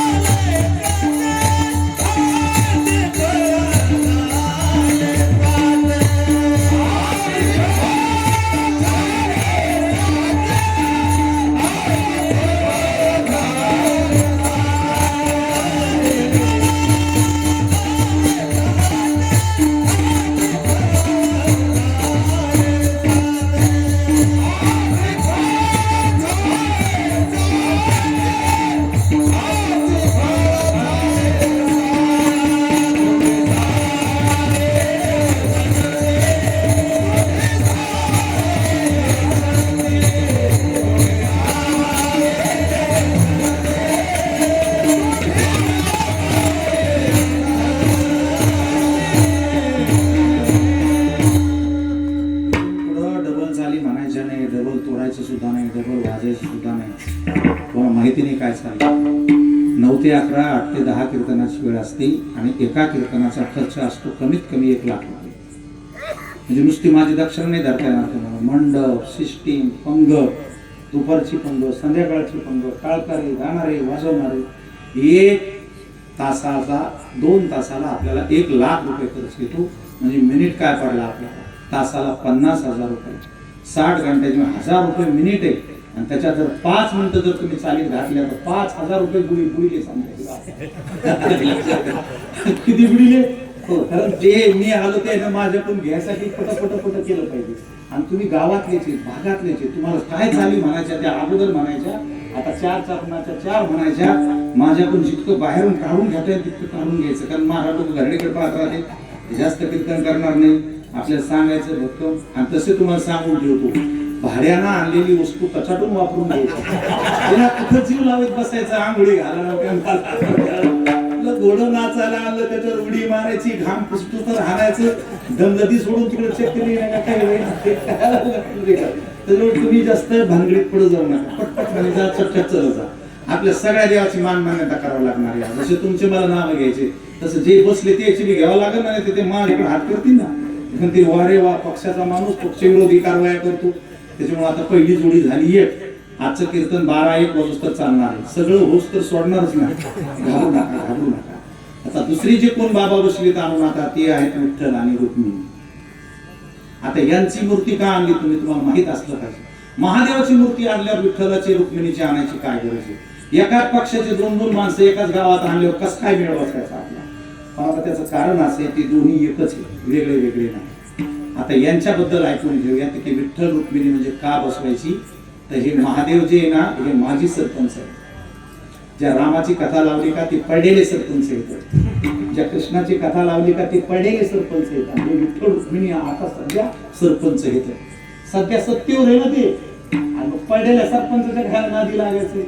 जे आपला उभा आहे सध्या त्याच्या नादी लागलं पाहिजे. त्याच्यामुळे बरं करून घ्यायचं असलं तर गळ्यात माळ, अष्टगंध, रामकृष्ण आदी आणि विठोबाचे पाय धरावं लागणार. आता महादेवाच्याकडे वेळ बसणार नाही तुमचा. ते ऑफिस नाव आहे, हे सध्याचे सरपंच आहेत. आता हे कोणी सांगितले तुकाराम महाराजाकडे जावं लागणार. ते म्हणले हा जो पांडुरंग परमात्मा आहे ना, याचं एकदा वर्णन आहे का, हा कसा आहे. विठ्ठल आमुचे जीवन असं कंटिन्यू राहतो. आगम निगमाचे स्थान. आम्ही ज्याच्यातून जन्माला आलो, ज्याच्या सत्तेनं राहतो आणि ज्याच्यामध्ये शेवट जाणार आहे, तो हाच आहे आमचा श्वासही तोच आहे आणि आमचा उच्छ्वासही तोच आहे. विठ्ठल सिद्धीचे साधन. या बाबाचं भजन केलं ना, तुम्हाला कोणत्याच देवाचं काही करण्याची गरज नाही. विठ्ठल रुक्मिणी तुम्ही कधी मधी आना ध्यानी, अखंडाना ध्यानी, मग सुखा काय उनी झाले सोयी रे त्रिभुवन. सगळ्या जगात जर तुम्हाला नामांकित व्हायचं असेल, पैशावाला व्हायचं असेल, तर सध्याच्या सरपंचाकडे या तुम्ही आणि पैसे यांच्याकडे सध्या. विठ्ठल वित्त गोत चित्त, सगळा व्यवहार याच्या संदर्भात आहे. तुम्ही विठ्ठल विठ्ठल नाव घ्या, ज्ञानदेव तुकाराम करा. आता एक मार्केट कमिटी उघडी नाही, एक दुकान उघडं नाही, एक बँक उघडी नाही, कुठंच व्यवहार होत नाही. पण कीर्तनात 11 वाजता दक्षांना भेटा, त्या भजन करी जा. विठ्ठल वित्त म्हणजे पैसा, गोत चित्त, हे सगळे माझे गोत आहेत, गणगोत आहे. काय संबंध नसतो, रोज जातो आम्ही एका ठिकाणी, पण असं वाटतं 7 जन्माचे आपण त्यांचे मित्र कोण नातेवाईक आहे आणि खूपच प्रेम असते, रोजच असतात. जेव्हा मी आज गेलो पंढरीनाथांच्या घरी, तेव्हा माझ्या असं पुन्हा एकदा लक्षात येते आमच्या रोजचा प्रकार पाहून की अरे आपले हे पाहुणे, पण मी किती श्रीमंत असतो तर असं फुलावून नसतो न गेलो. पाहुणा असतो तर ओवाळलं नसतं, मान नसता केला. आम्ही पाहुणे तर आहोत, पण पंढरीनाथाचे आहोत. याही पंढरीनाथाचे आणि त्याही पंढरीनाथाचे. बरं का पंढरीनाथ महाराज, हा पाहुणे येतो तुमचे, हे पंढरीनाथ ते पंढरीनाथ, हे पाहुणे येतात. यांचे पाहुणे झाल्यामुळं वित्त गोत चित्त तुम्हाला इथं काहीच कमी पडणार नाही. विठ्ठल पुण्य पुरुषार्थ. बाहेर भजन करणं वेगळं आणि मंडपामध्ये एकदा विठ्ठल म्हणलं की 100 विठ्ठल म्हणण्याचं पुण्य मिळते. म्हणून आपल्या तोंडाला बंद नाही ठेवलं पाहिजे, सुरू ठेवलं पाहिजे. ऐका विठ्ठल विठ्ठल विठ्ठल. केळकर बाबा सारखं जे करत होते का त्याचं कारणच हे होतं. इथं जास्त ताकद आहे ना त्याची, इथं ऊर्जा जास्त आहे, इथं रेंज जास्त आहे, इथं देवाची रेंज आहे. आणि मंडपाच्या बाहेर गेली की संसाराची रेंज आहे. तुम्ही फक्त मंडपाच्या बाहेर जा, लगेच म्हणणार गाडी कुठे, हे आला का ती आला का, मी आले ती आले, कालच पैसे आले होते कापसाचे, आणि कुलूप लावला सांगा, मी ती कीर्तन होत त्याच्यामुळे त्या संसाराच्या रेंज मध्ये कशाला जायचंय. विठ्ठल ज्ञान विसावा, विठ्ठल ज्ञान विसावा, विठ्ठल पुढीचे दैवत, विठ्ठल माय बाप चुलता, विठ्ठल भगिनी आणि भ्राता, विठ्ठले विण चाड नाही मोठा, तुका म्हणे आता मज नाही दुसरे, आता मज नाही दुसरे, विठ्ठल पुढीचे दैवत. हा दयाळू हा युटीवरती उभा आहे, तुमची वाट पाहतो. हा तुमचं खातं तपासित नाही. एकदा तुळशीची माळ घातली आणि त्याचं एकदा जरी नाव घेतलं तरी तो तुम्हाला मुक्त करू शकतो. की तुकाराम महाराजाला ताकद कळाली आणि ते कनेक्ट झाले. आता तुकाराम महाराज दुसरे देवाचं नाव घेत नाही. त्याचं कारण सांगतो मी तुम्हाला. माझ्या समोर माझ्या सर्व पाहुणे आहेत, माता भगिनी आहेत. याला सोयरिकीच्या टायमाला एकदाच सांगितलं की हे गंगाधर तुझा नवरा आहे. जीएसटीना मनात पक्की गाठ बांधली की गंगाधर आपला नवरा आहे, तर जगात असे लाखांना जरी माणसं भेटले तर ती गंगाधर सोडून दुसऱ्याचं नाव घेत का घेता. याच्यातला गल्लीतला जर दुसरा माणूस चांगला असला, नवऱ्यापेक्षा तरुण असला, सुंदर असला, पैशावाला असला, तिचं एवढं फाटकं असलं तरी ती गंगाधरचं नाव सोडू शकत नाही. जर तुम्ही तिला म्हणले मी तुला 10 लाख रुपये देतो, सहज आपलं नाव घे, घेईन सहज दुसऱ्या माणसाचं नाव 50 लाख. कोणती तयार होती तिने वर हात. 50 लाख रुपये नवऱ्याचं सोडायचं, शेजारच्याचं नाव घ्यायचं. 1 कोटी, 5 कोटी, 25, 50 कोटी, 100 कोटी, अरे लाख कोटी जरी दिले तरी ती दुसऱ्याचं नाव घेऊ शकत नाही. तिला माहिती आहे दुसऱ्याचं नाव घेणं संसार मोडणं संगत होईल. अलग लक्षात जसा असन तसा माझा सुखी ठेव देवा धनी कुंकुवाचा. मग तुमच्या तोंडात दुसऱ्या देवाचे नाव येते कसे भजण्याच्या? कोणाचं भजन करते साईबाबा काय, स्वामी समर्थ काय, अमुक बाबा काय, तमुक बाबा काय, त्या पळून गेलेल्या पोरीचा कार्यक्रम. दुसऱ्याचं नाव घ्या. अहो दुसऱ्याच्या घरी जाणाऱ्या बाईला आणि दुसऱ्या माणसाला बोलणाऱ्या बाईला सुद्धा बाया कुचू कुचू करत्यात. तू माझा सुद्धा टिपून ठेवू दिलं पाहिजे. बऱ्याच महाराजाला बी नाही टिपू दिलं पाहिजे. देवाचं स्वामी समर्थ साईबाबा बद्दल दोष नाही माझा, तुमच्या भक्तीवर शंका आहे ना. तुम्ही ज्याचं नाव घेतलं त्याच जगलं पाहिजे. त्याच्यामुळं अनेकाची स्तुती आम्हा ब्रह्महत्या. जीव गेला तरी दुसऱ्याचं भजन करणार नाहीच करणार. तेव्हा देव आपला म्हणणार. मला सांगा, सहज जर बाईला कळालं नवऱ्याला ही दुसऱ्याचं नाव घेते, सांभाळील का? मग देव कसं सांभाळेल? देव पण नाही सांभाळणार. त्याला सुद्धा एक विध भाव लागतो, एक निष्ठा लागते. आणि तो जर तुमचा झाला ना, मग ऐका, आपल्याला पुढचं सांगायचं पुन्हा. विठ्ठल रुक्मिणीचं महत्व ऐका. आता मूर्ती आणली तुम्ही, अभिषेक करावा लागेल एकादशीला, गुरुवारी सोमवारी अभिषेक करावा लागेल, एरवी देवपूजा करावा लागेल, त्याच्यात देवत्व आहे. नैवेद्य द्यावा लागेल, 2 टाइम ओवाळावं लागेल, सोय करावं लागेल. नाही तर पाहुणे घरून आणून बसिले आणि चहा पाणी जर दिलं नाही तर पाहुणे पाय आदळून निघून जातील. तसं मंदिर बांधता आलं तुम्हाला, देव आणता आले तुम्हाला, पण पुढचं सांभाळता आलं पाहिजे. रोज करता आलं पाहिजे. हत्ती घ्यायला लय बरं वाटत आहे, फक्त सांभाळायला लय जरूर आलं. सांभाळता आलं पाहिजे तुम्हाला. सांभाळता आलं ना, माझ्याकडनं ऐका तुम्हाला काय काय मिळणार आहे. आता मी 4-5 शेप तयार करणार आहे. पहिला होता तो महादेव पार्वतीचा होता. अशा वेगवेगळ्या खात्याचे शेप येतात ना. आता लाडक्या बहिणीचे येते, काही तिकडून ओसा काही आले, काही अनुदान येते, काही याचं येते, काही तसं येते. तसे मला 4-5 शेप द्यायचे. पहिला महादेव पार्वतीचा दिला, पैसे संपणार नाही. दुसरा यांचा दिला, तुम्हाला कोणी धक्का लावणार नाही. आई करे जना तुझ्या स्वहिताच्या खुना, पंढरीचा राणा मना माझी स्मरा. मग कैचे रे बंधन वाचे गाता नारायण, भव सिंधू तो जा याची तिरी सरेल. आई करे जना तुझ्या स्वहिताच्या खुना, पंढरीचा राणा मना माझी स्मरावा. हे वेदांचे सार, शास्त्रांचे गौहार, पाहता विचार हाची करती पुराणे. आई करे जना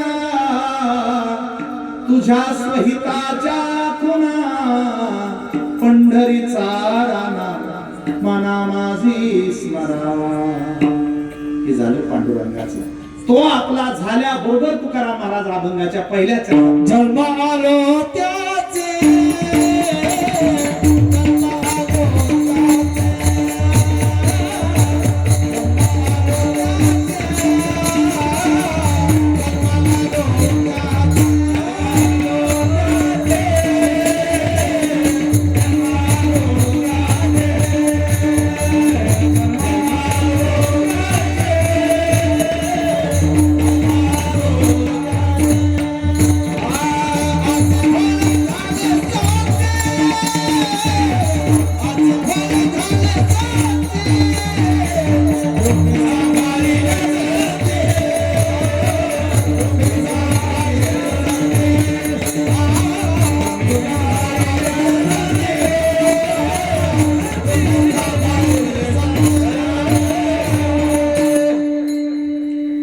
राजकारणाच्या मंडपात जसे जसे अधिकारी बसलेले असतील का, एकाचं वर्णन सन्मान करावा लागतो. आपल्याला करावं लागेल ना. तो उद्या कीर्तन थोडी होणार आहे, ते उद्या काल्याचं कीर्तन आहे. त्याच्यामुळे आता हे 2 जण झाले, 2 जोड्या इथं बसलेले. आता तिकडे नाही, याच्यात बी बसलेले. तुम्हाला सांगितलं ना, आम्ही म्हणजे पार्वती, मालक म्हणजे कोण? महादेव. मग इथंच बसलेले. हे एकच आहे सगळे. चला आता आपल्याला तिसरं जे वर्णन करायचं ते करायचं भगवान श्री ज्ञानेश्वर माऊलीचं. तुम्ही कुणाला आणले गावात तुम्हाला माहिती आहे? ऐका माझ्याकडनं. सगळ्या जगात जो व्यवहार चालतो ना, तो विचारानं चालत असतो. सगळ्या क्षेत्रामध्ये विचार असणं गरजेचं आहे. विचारानं माणसं मोठी होतात, पण विचार वेगळा असतो आणि विवेक वेगळा असतो. का बरं? विचाराची गॅरंटी नाही की तुम्ही आता जो विचार करता का हा सकाळी तुमच्याकडे राहील का, याची काय गॅरंटी?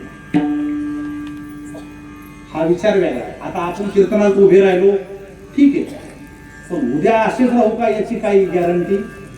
पण विवेक वेगळा आहे. विवेक हा ज्ञान दिवा आहे. तसं ज्ञानेश्वर महाराज ज्ञान हेच देव आहे आणि देव हाच ज्ञान आहे. कैवल्याचा पुतळा प्रगटला भूतळा. प्रत्यक्ष ठीक नाही. ज्ञानाचं मूर्तिमंत रूप पृथ्वीवरती आहे. चैतन्याचा जिव्हाळा ज्ञानोबा माझा कैवल्याचा पुतळा प्रगटला भूतळा. ते नुसते संत नाही, ती माय समाजाची. ज्ञानेश्वर महाराज ही आई आहे. कुठल्या कसल्याही लेकराला आळंदीला येऊ द्या, त्याचं बरंच झालं. किती पाप्यातला पापी असू द्या, वागण्यात बिघडलेल्या असू द्या, इंद्रायणीच्या त्या पुलावनी या काठावर येऊस तर त्याला 10 वेळा लोक म्हणते चला माऊली, बसा माऊली, बोला माऊली. आणि ह्या सगळ्या ज्या माऊली आहेत ना, फक्त याच माऊलीमुळे महाराष्ट्रात सुखाणा आहे. महाराष्ट्रासारखा प्रांत पुन्हा भारतात राहिला नाही. बाकीच्या राज्यात फिरून बाजारा दिवसा चालायची भीती झाली. हे महाराष्ट्र आहे. इथली सगळी लोक विवेकाची. त्याच्यातली कुठलीही स्त्री माऊलीच्या दिंडीत एकटी जाते. कोणत्या वयातली, कोणत्याही विचाराची, कोणत्याही जातीची. दिवसभर चालती, गरम गरम जेवती आणि लगेच रावटीमध्ये झोपी जाते. ते दिंड्यावाले असे असतात ना, गावात सांगतात लय सोय करू, आणि तिकडे गेल्यावर 20 राहुटीचे 20 लोकांच्या राहुटीत 40 जण टाकीत आणि हात जोडून सांभाळून घ्या माऊली. वा काय सांभाळून घ्या माऊली. आता 20 लोकात 40 लोक कसे बसणार आहे. पण कसे बसत असतील तुम्हाला माहिती. लोक काही नुसते पायला म्हणून देतात, नुसते बसत झोपात येतं, दमलेलं असतं. कुणाचा पाय इकडे, कुणाचा हात इकडे. बाळासाहेबजी, आज अमरेश्वराची शपथ घेऊन सांगतो सगळ्या लोकांना, 7 वर्ष झाले माझ्या माऊलीच्या राहुटीला, सोहळ्याला. पण एखाद्या राहुटीत एखाद्या वारकऱ्यानं एखाद्या वारकरणीचा बाईचा पदर वडला, आई शपथ, अशी बातमी 750 वर्षात नाही. तर माऊलीचा एक बाई गेली नसते, मीडियानं वाट लावली असती. नाही येणार, नाही येणार. काय येणार नाही तुम्हाला माहितीये. ज्याचा धक्का लागलाय का, त्याच्या तत्क्षणी तोंडातून शब्द येतो, चुकून लागला माऊली. ताई नाही, मावशी नाही, बाई नाही, मॅडम नाही. कोणता शब्द येतो चक्क, माऊली. माऊली चुकून लागला. जिला धक्का लागला तिला राग आलेला असतो, पण ह्यो माऊली म्हणल्यावर ती म्हणती लागू दी माऊली, लागू द्या माऊली.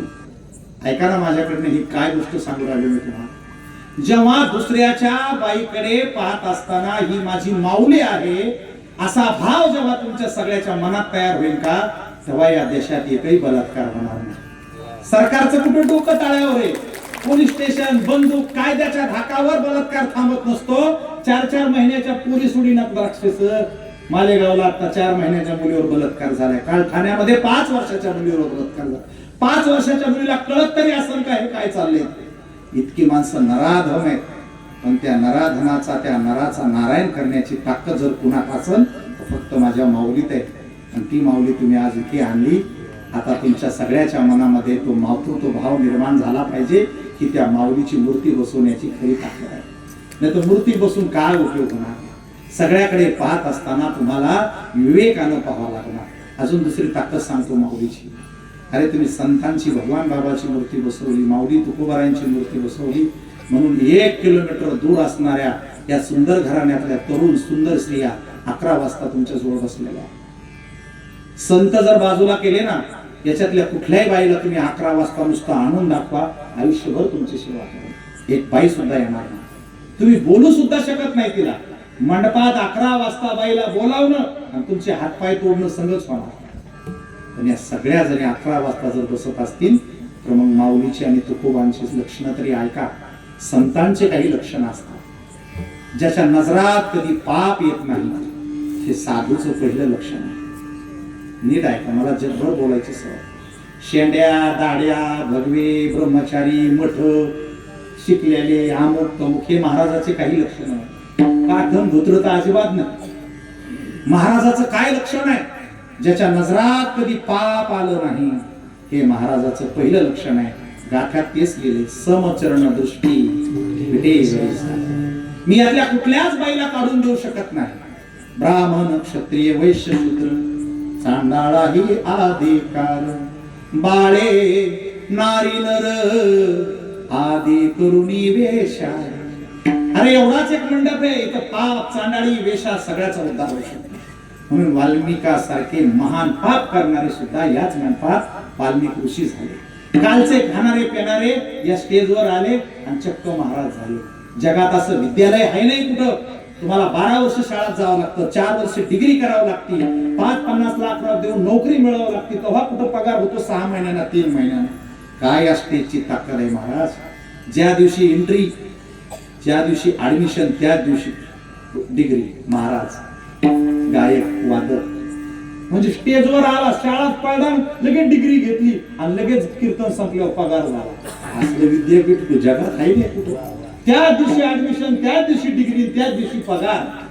अशी शाळा कुठं नाही. ती फक्त ज्ञानोबरायची.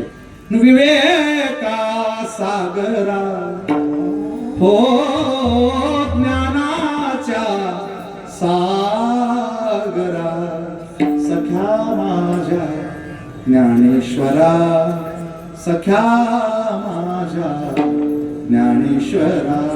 असो आपण विवेकाला गावात आणले. आता विवेकाने मुलं मुलींनी खूप शिकावं, शाळेत जावं. डॉक्टर, इंजिनियर, जज, आयुक्त, कीर्तनकार, प्रवचनकार. मला कळालं की 500 पेक्षा जास्त लोक पारायणाला बसली होती. यावर्षी ज्यांनी पारायण केलं, माझ्या ज्ञानोबरायांची कृपा 100 पिढ्या तुमच्या घराने यावं लागली. ज्ञानेश्वरी घरात जरी आणली तरी माणसाचं बरोबर होते. हे झालं ज्ञानोबरायांचं वर्णन. आता ज्ञानोबरायांचं अधिक जर तुम्हाला काही ऐकायचं असेल तर दरवर्षी इंद्रायणीच्या काठी माझं आजन्म कीर्तन असतं ज्ञानोबरायांच्या संजीवन समाधी सोहळ्याचं. ते ऐकत राहा. आता तुकाराम महाराजांचं वर्णन करायचं. तुकाराम महाराज लहान व्यक्ती ना, अनु रेल्वे काय प्रॉपर्टी करून ठेवली महाराज. तुम्ही 100 एकर जमीन घेतली, तुम्हाला 2 पोरं झाले तर त्याच्या वाट्याला 50-50 झाले. त्याला 2 झाले तर 25-25 वर्ग. त्याला 2 झाले तर 12.5 जाते. त्याला 2 झाले तर 6.25 वर येते. त्याला 2 झाले की 3 वर येते. त्याला 2 झाले की लगेच अर्धा पाऊण वर येते. आणि त्याला 2 झाले की सगळ्याला मुंबईला जावं लागते. कोणाला मुंबईला, कोणाला. आम्ही सुंदरते ध्यान लिहिला राव.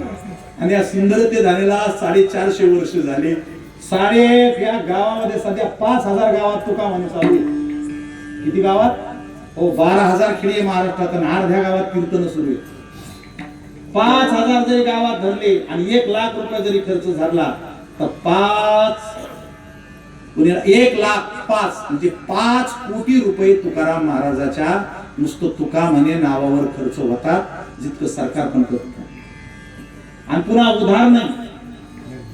आयुष्य गेले दक्षिणा कोणत्याही असू दे, पण असं कोणतंच गाव म्हणलं नाही की बाबा एवढे पैसे उधार राहू द्या. त्याच्यामुळे याच्यात फार मोठी ताकद आहे. आणि तुका म्हणे नावावरच चालते. एका शब्दात सांगतो, माझ्यासारखे कोट्यावधी कीर्तनकार जन्माला आले, बाबा महाराज झाले, तरी तुका म्हणे म्हणल्याशिवाय कोणाचंच जमणार नाही. ही तुकोबरायची मोठी ताकद. आता या चौघांचं वर्णन झाले.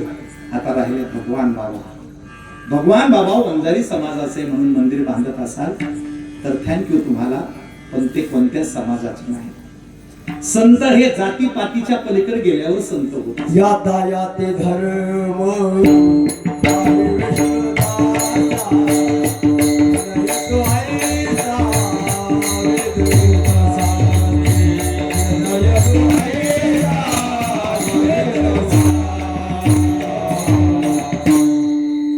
भगवान बाबांची मूर्ती तुम्ही आणली तर भगवान बाबांची लक्षणं नीट आहे का?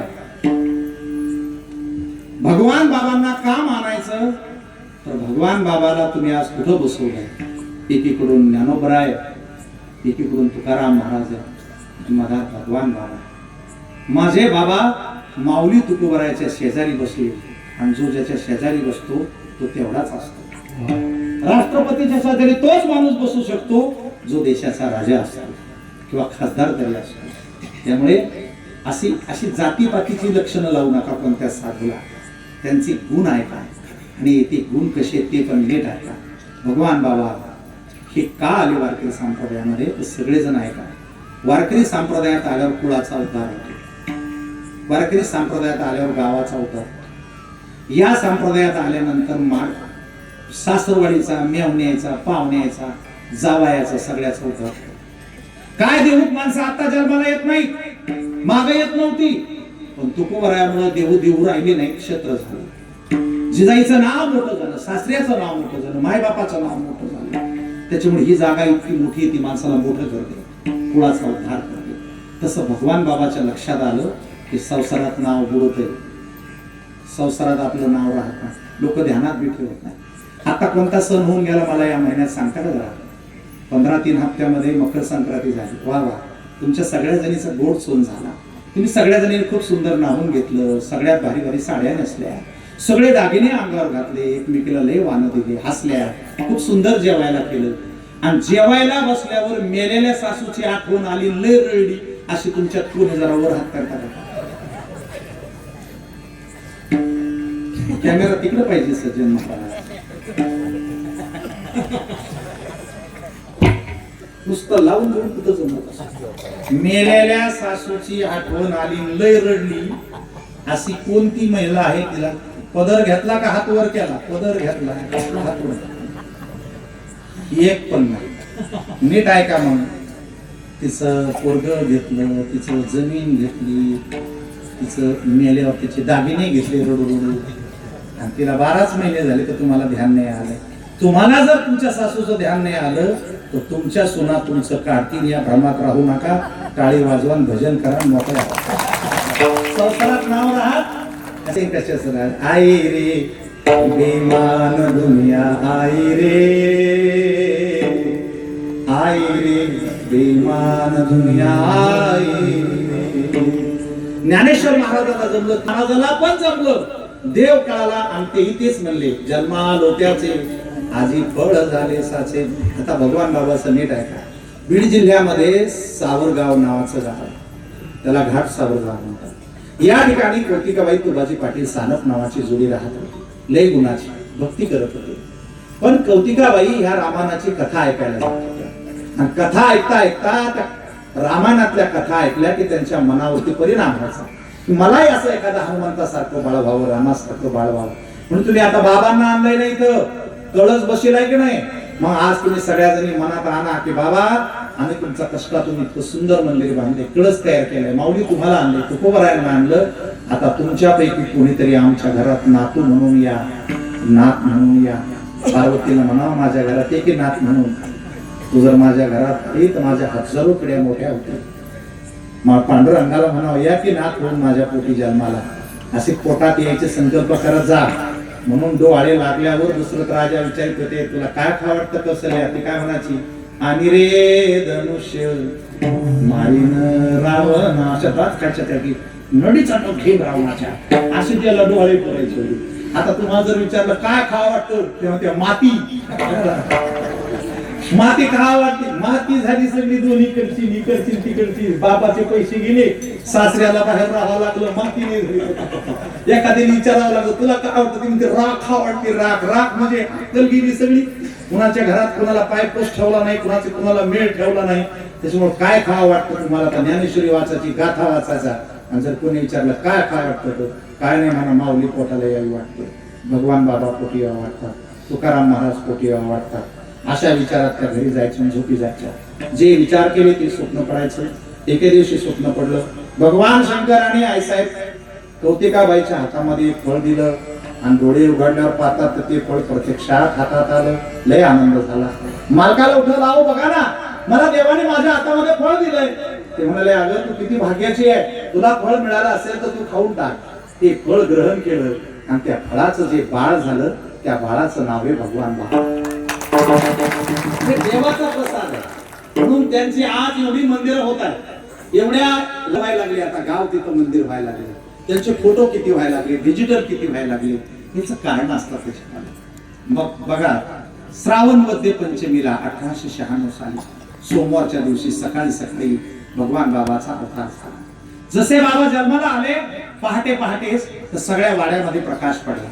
त्या दिव्यत्वाने भगवान बाबाचं स्वागत केलं आणि नाव आबा ठेवलं. 4वी-5वी पर्यंत शिक्षण झालं. त्या काळात शिकायच्या सोयी नव्हत्या. मग एके दिवशी दिगोळच्या गीते बाबाची दिंडी चालली होती आळंदीला. ज्ञानोबा तुकाराम, ज्ञानोबा तुकाराम, हा टाळ मृदंग पांडुरंगाचा आवाज ज्याच्या कानावर पडला आणि ज्याची झोप उडाली ना त्याला देवभेटीची लक्षणं म्हणतात. आणि टाळ आवाजाचा आवाज कानावर पडून ज्याचं डोकं जड पडून झोप येते ना त्याचं पाप उदयाला आला असं समजतात. म्हणजे पकवाज वाजवतो 5-50 टाळ मी एवढ्याना बोलवतो 10-15 स्पीकर एक वर भोगे आणि एवढ्या दणक्यात जर याला झोप लागत असन तर आता पृथ्वीवर याला धाराला कोणतंही तीर्थ शिल्लक राहिलं नाही. इतक्या दणक्यात नीट होत नाही म्हणल्यावर त्याला न्यायचं पण आहे तीर्थावरती. त्याच्यामुळे त्या लहान बाळानं त्या गीते बाबाचे पाय धरले आणि सांगितले विनेकरी बाबाला तुम्ही कुठं चालले? आम्ही पंढरपूरला चाललो. कशासाठी? तिथे बाबा या जगाचा मालक उभा आहे. मृत्युलोकी एक नगर त्याचे नाव पंढरपूर तेथील मोकासी उभासे विटेवर. बाबा अरे जन्माला एकदा जरी येऊन त्या पांडुरंगाला पाहिलं ना आपल्या जन्माचं सार्थक होतं. बघा ऐका कुणाला न सांगता हे छोटस बाळ आबा गीते बाबांच्या बरोबर पंढरपूरला गेलो. चंद्रभागेचं स्नान झालं. गीते बाबाच्या हाताने माळ घातली. पांडुरंगाच्या दर्शनाच्या बारीला उभे राहिले आणि पांडुरंगाला पाहिल्याबरोबर भगवान बाबांनी पहिला संकल्प केला देवा किती सुंदर आहेस तू. माझं संपूर्ण आयुष्य मी तुझ्या सेवेत घातली. आशीर्वाद दे पांडुरंगा. पुन्हा दिंडीच्या बरोबर आले तर घरी नाही गेले पारावरच बसले. वडील म्हणले बाबा 15 दिवस झाले माहिती नाही कुठे गेला काय गेला घरी चाल. ते म्हणले मी बिन माळकऱ्याच्या घरी पाणी पित नसतो. आणि त्याची सुरुवात आपल्यापासून केली पाहिजे. तुम्ही सगळेजण तुमच्यात वजनच नाही. साडूच्या घरी पाहुण्याच्या घरी मेवण्याच्या घरी कोणाच्या घरी गेले तर तिथं सांगत जावं की मी बिन माळकऱ्याच्या घरी पाणी पित नसतो. पण तुमचा कार्यक्रम असा बोगस. तुम्हाला एकादशीच्या दिवशी जेवायला केलं तर पाहुणा म्हणतो का 15 दिवसाला एकादश असते काय त्याच्यामुळे माळ किती घातले पाहिजे. आपला पाहुणा तुमचं वैभव वाढलं ना तिथं वजन वाढलं की आमचा पाहुणा माळकरी येतो बिन माळकऱ्याच्या घरी त्याला लाज वाटेल त्याच्या. भगवान बाबांनी आपल्या बापाला पहिली माळ घातली नंतर जगाला सांगितली. याला म्हणतात आधी केले मग सांगितले. घरी आल्यावर म्हणले आई माझ्या कानात कुंडल घालून दे ना. कारण ज्याला जसं आवडतं ना तसे लक्षण असतात माझ्या. आता लोक पंढरपूरला गेले ना ते जर माणसं जर धार्मिक असले ना ते लेकराला नात टाळा आणते हरिपाठ आणते मालिका आणते. शेतकरी जर असला तर घुंगराच्या माळा आणते. लय मोठा वाडा असला तर घोंगडे आणते बसायला. आणि गांजा टाकलं तर चिली मानते. ज्याची जशी भावना असतात तशी लोक आणते काय करणार. माझ्या कानात कुंडल घालून घे. त्या कौतिकाबाई म्हणाल्या याला एकदा गुरुकडे यावं. आणि गुरु असले नारायणगडावरती माणिक बाबा होते. तुबाजी पाटील आबाला घेऊन नारायणगडावरती गेले.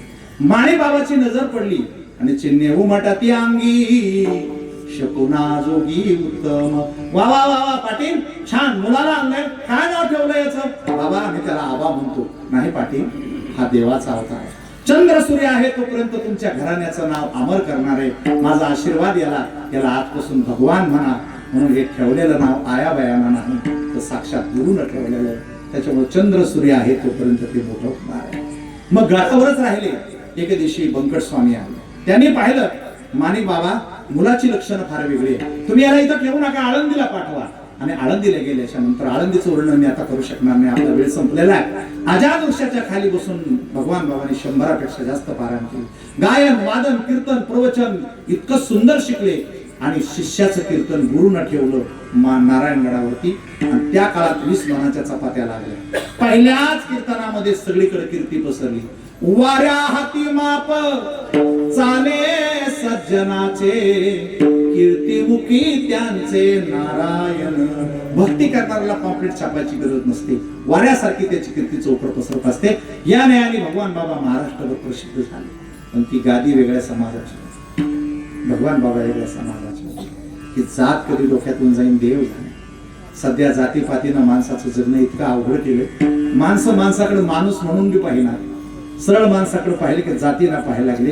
हे 20 जोपर्यंत संपुष्टात येणार नाही तोपर्यंत या राज्यात सुख समाधान राहणार नाही. लोकांनी प्रयत्न केला भगवान बाबाला मारलं पाहिजे हाणलं पाहिजे. बाबाकडे गंगा नावाची घोडी असायची. बाबाला सोडत नाही. बाबा असे नुसते बाबा नव्हते. नीट आहे का बाबाने काय केलं होतं जे कधी कीर्तनात सांगितलं जात नाही. भगवान बाबांनी मूलाधार चक्र जाग केलं होतं. आपल्या शरीरामध्ये 7 चक्र असतात. इथे असतं ते मूलाधार चक्र आहे. इथं असतं ते स्वाधिष्ठान चक्र आहे. इथं असतं ते मणिपूर चक्र आहे. इथं अनाहत चक्र आहे. इथं विशुद्ध चक्र आहे. इथं आज्ञा चक्र आहे. आणि इथं सहस्रदळ चक्र आहे. कोणताही माणूस आज तुम्ही कोणत्याही माणसाला विचारा तो कोणत्या ना कोणत्या चक्रात असतोच असतो. बिगर चक्रातला माणूस नाही. चक्र मेल्यावर नसतात 84 लक्ष योनी. आता सध्याच येड्यावानी आहे तुमचा कार्यक्रम. कशात कोणी फसले, कशात कोणी फसले, कशात कोणी फसले. मुक्त होण्यासाठी काय करावं लागतं? मुलाधार स्थितोषी नत्यम.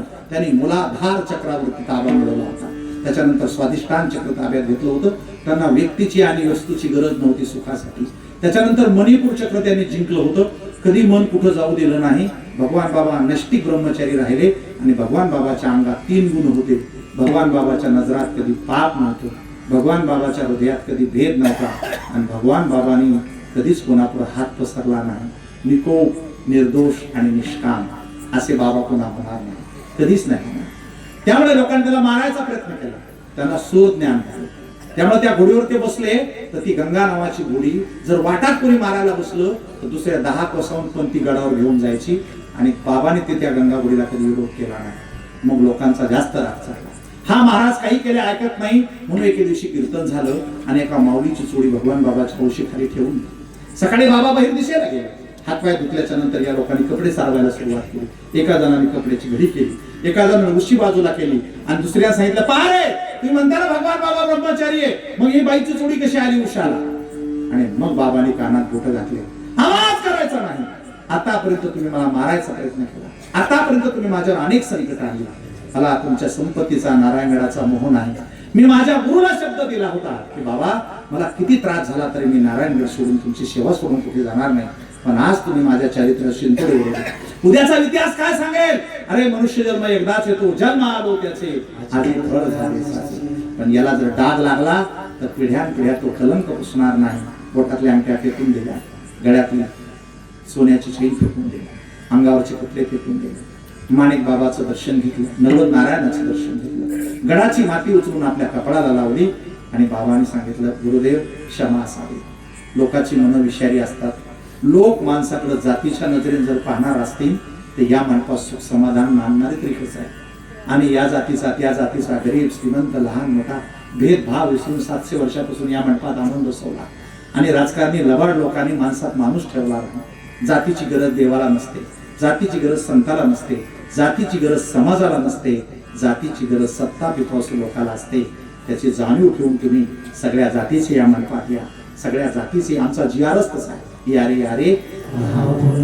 मग बाबांनी बघू नारायणगडाला हात जोडले आणि पाठ केल्याबरोबर नारायणगडावरचा पिंपळ काढ काढ काही कारण नसताना, वारा नसताना मोडून पडला.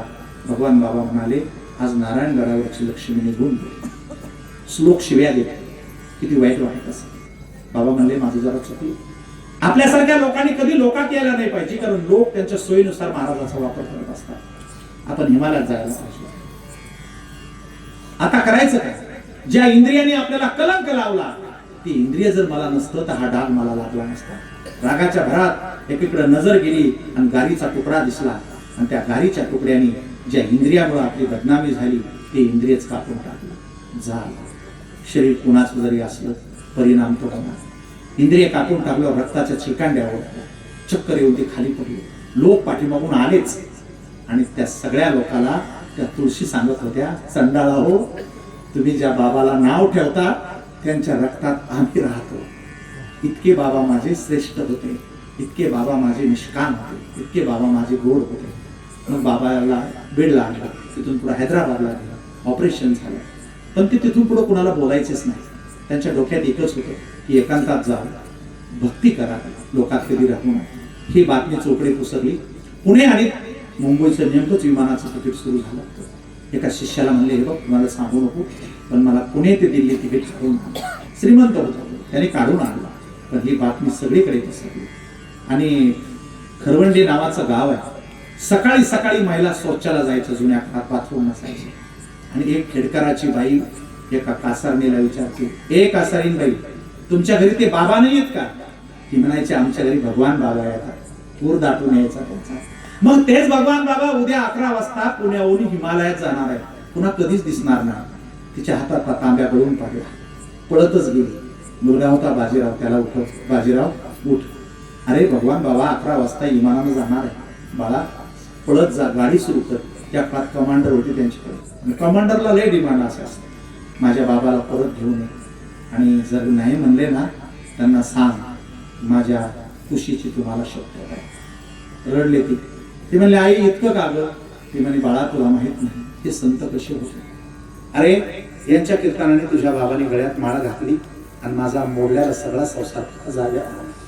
हजारो लोकांच्या संसारामध्ये सुखाचे पाठ या बाबाने वाहिले आणि आज चांगले दिवस आले आपल्याला. जात बाजीराव बरोबर बाबा आल्याबरोबर पाया पडला, 10 रुपये काढले आणि पायावर ठेवले. कुठलायस? नगर जिल्ह्यातला आहे बाबा, करवंडीचा. बाजीराव माझं नाव, कासाराचा आहे.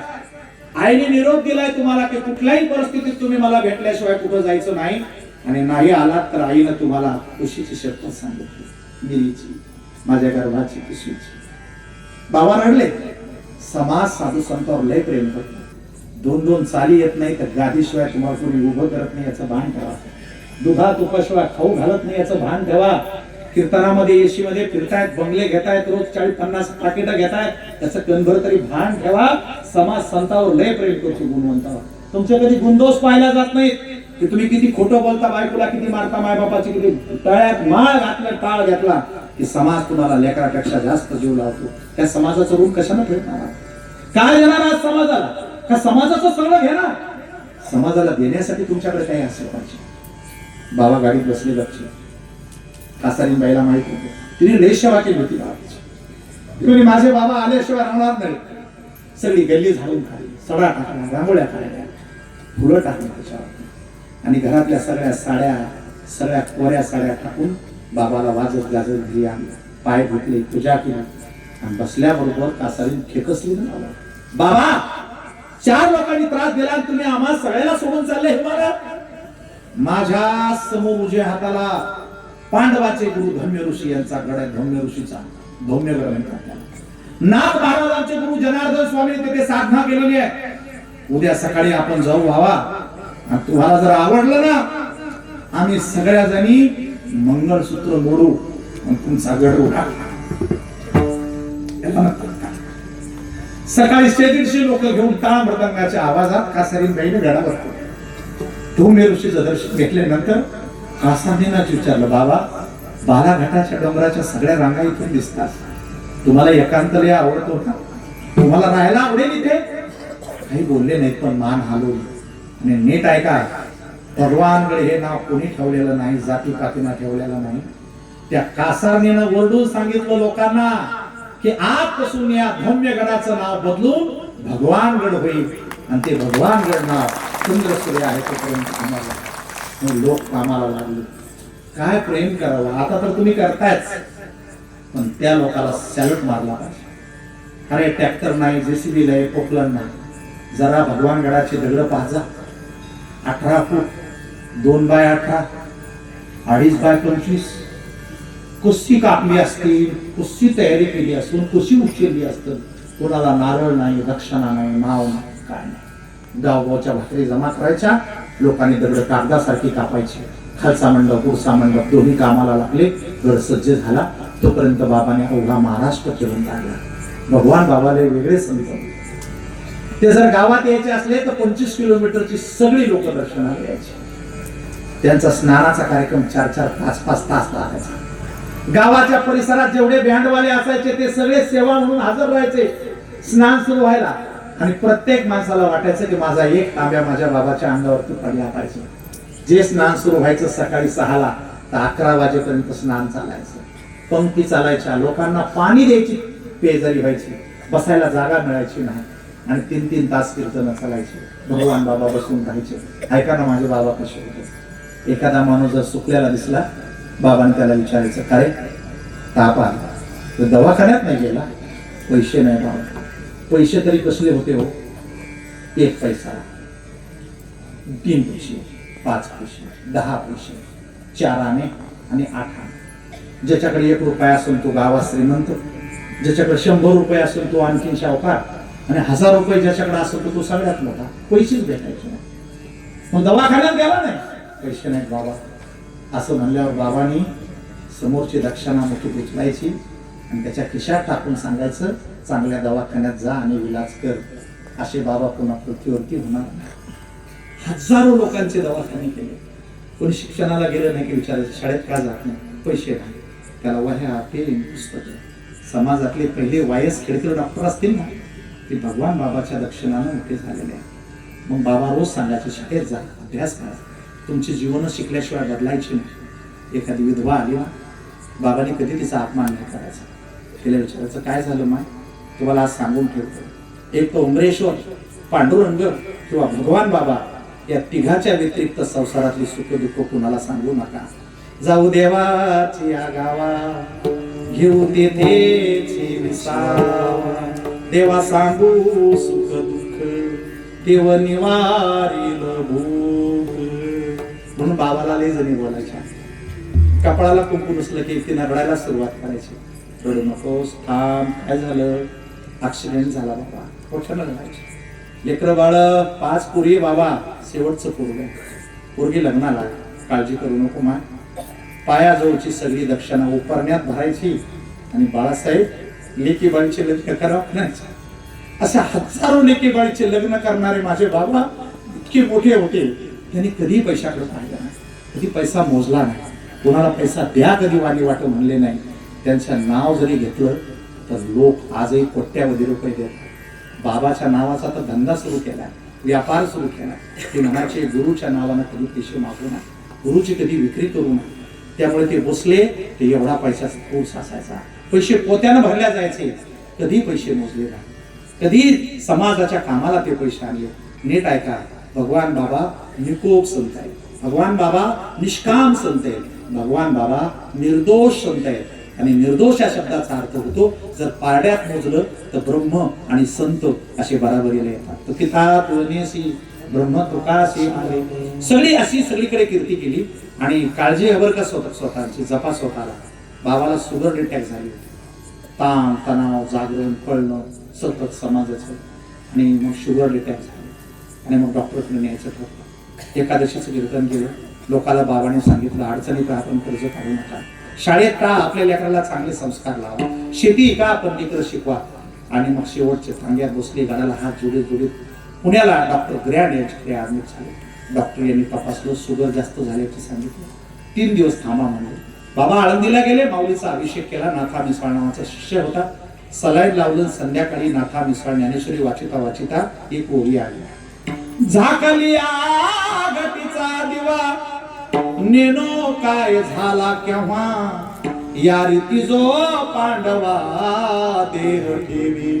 बाबा म्हणाले नाथा तुला ओळीचा अर्थ कळतो का? म्हणजे बाबा मला काय कळत नाही, मी वाचितो तुम्ही ऐकता. अरे झाकलेला दिवा कधी विझून जातो, जसं कुणाच्या लक्षात येत नाही तसं शहाण्या माणसाने जगातून आजचं गेलं पाहिजे. ती म्हणे बाबा आज काही बोलू नका हो, तुमची उद्या सुट्टी होणार आहे, आपण गडावर जाणार आहे. ते म्हणले नाथा माझी वेळ झाली. ज्ञानेश्वरी घेतली, छातीवर ठेवली, ज्ञानोबा ज्ञानोबा ज्ञानोबा असा 3 वेळा जे जयकार केला. आणि हा पुण्य पावन आत्मा अनंतामध्ये विलीन झाला. सक्ती 6:10 पुणे केंद्रावरून आकाशवाणी सगळ्या महाराष्ट्राला बातमी कळाली. भगवान गडाचे महंत भगवान बाबा यांचं रात्री 12:18 वैकुंठागमन झाला असून पार्थिव गडाकडे जात असून परवा दिवशी 4 वाजता समाधी सोहळा संपन्न होणार. आणि मग झाडाला पानं कमी असतील एवढी लोक गडावर जमली, तशी लोक पुन्हा कधी जमली नाही. लोक केस तोडायचे, रडायचे, हंबरडा फोडायचे. कोणी म्हणे माझा बाप गेला, कोणी म्हणे माझी आई गेली, कोणी म्हणे माझा देव गेला, कोणी म्हणे माझा गुरु गेला. कारण त्या अंधार काळामध्ये अंधश्रद्धेच्या काळात दिवा दाखवणारे आणि हाताला धरून सत्याच्या मार्गावर आणणारे बाबा एकमेव होते. लोक जमली आणि भीमसिंग बाबाने शेवटचा अभिषेक केला. गेले हो बाबा सगळीकडे आकांत झाला, भीमसिंह महाराज दिले त्याने वारस गादीला. मग भीमसिंह बाबाने शेवटचा अभिषेक केला, आपल्या हस्ते त्याने झाकी गेले बाबाला. बाबा गेले अमर झाले, राहिली कीर्ती जनकरी शोक, आसवानी भिजली धरती. शिव्या देती देवाला तू ऐसे कार्य केले, आमच्या बाबाशी तुकारे घेऊन गेले. झाले होतील बहु पर्यायसा नाही होणार, चंद्र सूर्य आहे तूवर कीर्तियांची राहणार गेले धामा त्यांनी देव आपला केला गडावरी आसन घातले देवाचे पायाला त्यांनी सांगितले आपण करा मार्ग त्यांचा धरा येन होनी बाबांचे चरणी सेवा त्यांची करा गेले नाही ते अमर झाले भगवान बाबांचे दर्शन मज झाले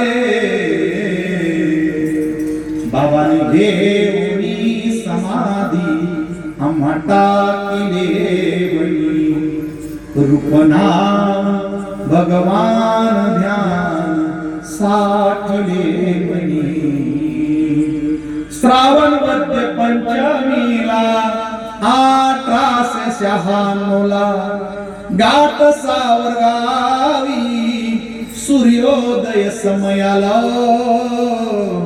हो हो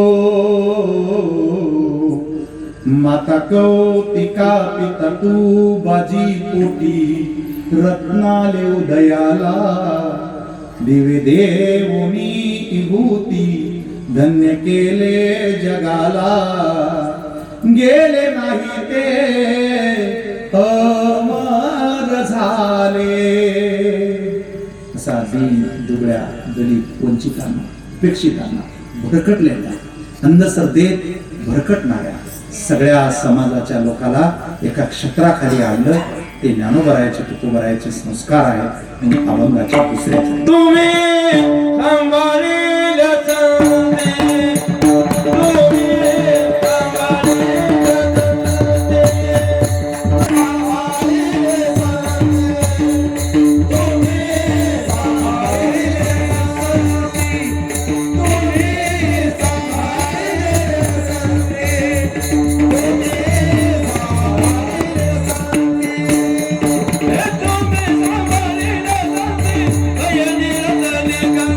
तुम्ही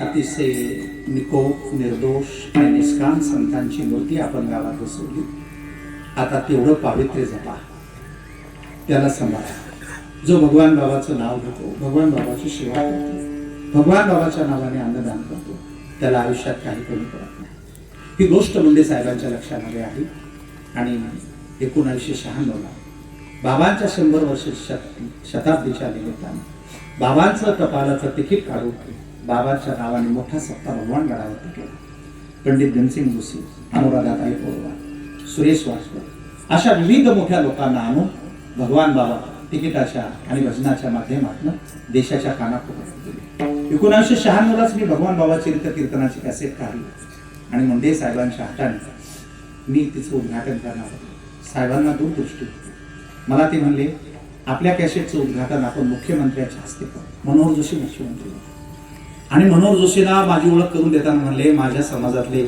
अतिशय गोड गळ्याचे आवाज मी कधी रडलो नाही पण या कॅसेट ऐकून मी रडलो त्या कॅसेटचं उद्घाटन झालं आणि त्या काळामध्ये फाउंटन कॅसेटकडून आणि माझ्याकडून 5 लाखापेक्षा जास्त कॅसेट राज्याच्या कानाकोपऱ्यात घराघरात गेल्या आणि भगवान बाबाचा परिचय सगळ्यांना झाला मी धगीला भगवान बाबाचं पहिलं मंदिर बांधलं आणि अतिशय सुंदर मंदिर बांधून मुंडे साहेबांचाही पहिला पुतळा केला पण आज मी तुम्हाला या निमित्तानं सांगतो तुम्ही सगळ्या मिळून केलं मला खूप आनंद वाटला पण धगीला जे मंदिर आहे भगवान बाबाचं जो गड आहे तो इतका निष्कलंक आहे मी 1 रुपया वर्गाने कुणा समाजाचं घेतलं कधीच नाही मला कीर्तनाच्या माध्यमातून जे मिळालं त्याच्यावरती अतिशय सुंदर केलं आणि ते मंदिर कसलं केलं पांढऱ्या सिमेंटमध्ये आणि रांगोळीमध्ये कराड सर मला म्हणले सिमेंटात बांधशील तर पडून जाईल. मग काय केलं पाहिजे? रांगोळीवर अगदी पांढऱ्या सिमेंटावरती कशाचा परिणाम होणार? मग त्या काळात मला 36 लाख रुपये लागले आणि 61 फूट उंचीचं इतकं सुंदर मंदिर उभं केलं. त्याला किमान 1000 वर्षे काही गडबड होणार नाही. 2012ला मी पहिला कलर केला.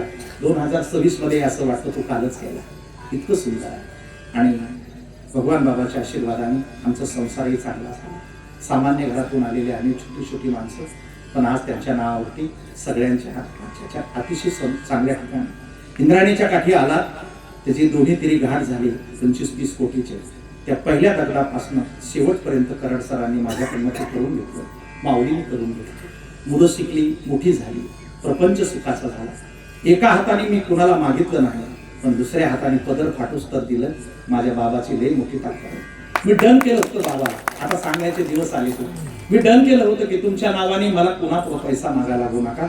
मी कधीच पैसे मागणार नाही, मला शक्ती द्या. ती शक्ती इतकी प्रचंड झाली. कधी गेलात तर बघा, फार सुंदर आहे. पांडुरंगाची पण मूर्ती, माऊली तुकोबांची. मी आजही पाहिलं, माझी व्याही ज्ञानदेवरावांना आम्ही जेव्हा खाली गेलो तेव्हा मला असं वाटलं हे खूप सुंदर आहे, पण तुम्ही 2.5 आमच्यापेक्षा लय भारी बघले. आज जातानाच असं राहील, सावध लवून वाटून जा. हे महाराष्ट्रात कुठं नाही, त्याच्यामुळे अंबरवाडीकरांना एकदा हे पर्यटन मध्ये टाका. हे पर्यटन मध्ये टाकून लोकांच्या समोर आणा आणि यातून खूप काही मोठी कामं करा. इतकं सुंदर मंदिर बांधले, मला तर असं वाटलं आता इथंच गादीवर बसावं आपण. इतकी चांगली जागा कुठं भेटायची आपल्याला? चांगले चांगले समाज उपयोगी कार्यक्रम हाती घ्या, लोकशिक्षणाचे कार्यक्रम हाती घ्या. नुसती कीर्तनं भागवत रामाने ऐकायचे नाही, तर समाजाची खूप मोठी डॉक्टर आहे, ती सेवेसाठी येतात. दरवर्षी एक डॉक्टर आणायची, कधी हाडाची, पायाची. हे बघाय पाय गेले नाही यायची, वर्गाने देऊ देऊ दमल्यात थकल्यात. मग काय करतील? दमल्यात त्या. तर कधी कधी आता हे असे दमलेले माणसं यायचे हाडं नीट करून घ्यायचे. आपल्या लहान साहेबाला आमचे डोळे नीट करून घ्यायचे. हे पण उभे राहते, तर यांना पण दाखवावं लागतं. कुठंतरी क्रॅक आहे, तिकडून तिकडून असे सुकत येतं. आता हे दोघं तिघं उभे येतं सगळे. आता याच्यात लय अवसान आहे. आता काय तुमचं वय किती आता? अरे 81 ला इतकं गोरं कान भारी म्हणल्यावर 20 ला भिंगानाच असेल की.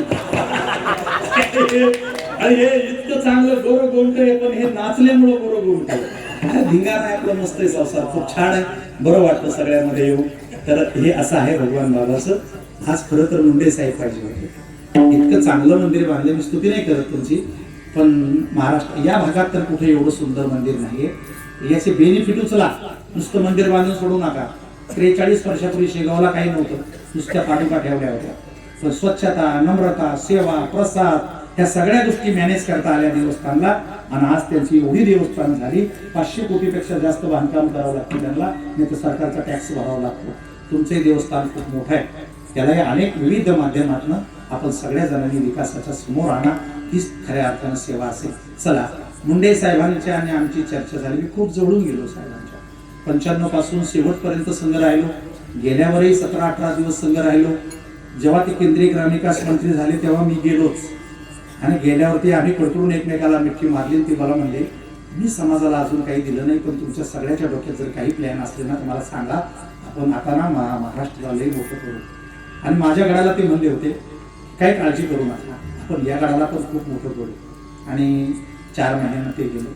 मला त्यांची आठवण येते. त्यांची गाणी मी केली, त्यांचा पुतळा मी केला. आणि मुंडे साहेब एक माझी प्रेरणा आहे. माऊली तुकोबा तर होतेच होते, त्यांचे काही मंत्र होते, मी कधीही थकणार नाही. शेवटच्या माणसाचं तक्रार बोलणं ऐकून घेतल्याशिवाय 2:30 वाजो 3 वाजतो ती कधी थांबली नाही. कोणी जर फोन केला आणि नाही रिसीव्ह करता आला तर त्याला 2:30 वाजता पहाटे का होईना पण त्याला परत फोन यायचा. म्हणून हे फोटो आज लावले लोकांनी.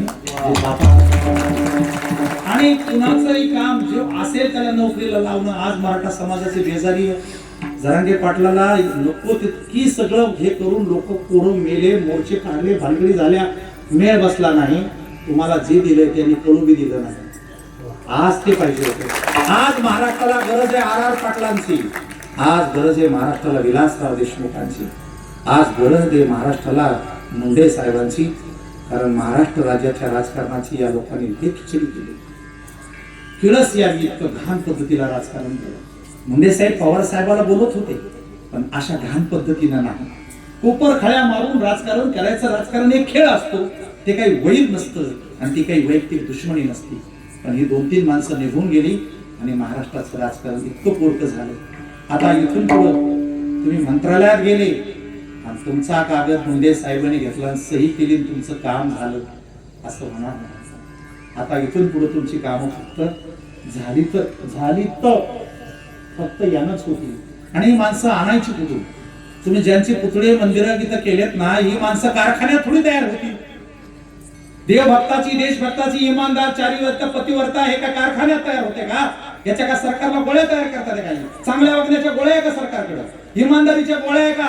अरे इमानदार माणसं राजकारणात गेले की ते माणसं बेईमान होते. हे कुठंच तयार करता येत नाही. तुम्हाला माहिती आहे तुम्ही काय केलं अंबरवाडी वासियांनी? या मंडपात जी माऊली बसलेली आहे आणि जी रंगून गेली आणि तिच्या गर्भावर जे संस्कार झाले का, त्या गर्भातूनच एखादे छत्रपती शिवाजी महाराज जन्माला येते. तुम्ही नुसता मंडप नाही टाकला साहेब, एका सुराज्य नागरिकाची, एका चांगल्या देशभक्ताची, चारित्र्यवान कीर्तिवंताची भूमिका तयार केली. त्याबद्दल मी लोकांगण घालून आपल्या सगळ्याला मनापासून खूप खूप धन्यवाद देतो. हे कीर्तन नव्हतं, एक जाणीव होती आपल्याला. अरे फक्त संतांची सेवा लय मोठी असते. तुम्ही सांभाळिले संती भय निरसली कृत्य झालं. आज ते पाहिजे होते. म्हणजे आठवण सांगतो मी तुम्हाला, एवढा मोठा कार्यक्रम असताना साहेबांनी एकदा टाळलं नसतं, आलेच असतं. आणि त्यांच्यात एक ऊर्जा कधी थकणार नाही, मी कधी रुकणार नाही, मी कधी झुकणार नाही. ही शक्ती आम्हाला कीर्तनात खूप ताकद आहे. आणि कधी थकतच नाहीये. काम करत राहायचं, शरीराचा आयुष्याचा वापर करत राहायचा, याला सोडून जायचं. याला काय लाडात ठेवायला काय आपल्या घरचं आहे का? बोलता बोलता माणसं गेले. काल अजितदादा निघून गेले. महाराष्ट्राचा कणा हरपला, दादा हरपला, सरकारला दाब देणारा एक युगंधर नेता हरपला. असं जाणार असतील त्या लोकांना कोण वाली आहे? मला माहिती आहे तुम्ही भगवान बाबाची मूर्ती बसवली, भगवान बाबा येणार नाही. मला माहिती आहे मुंडे साहेबाचा फोटो लावला, मुंडे साहेब येणार नाही.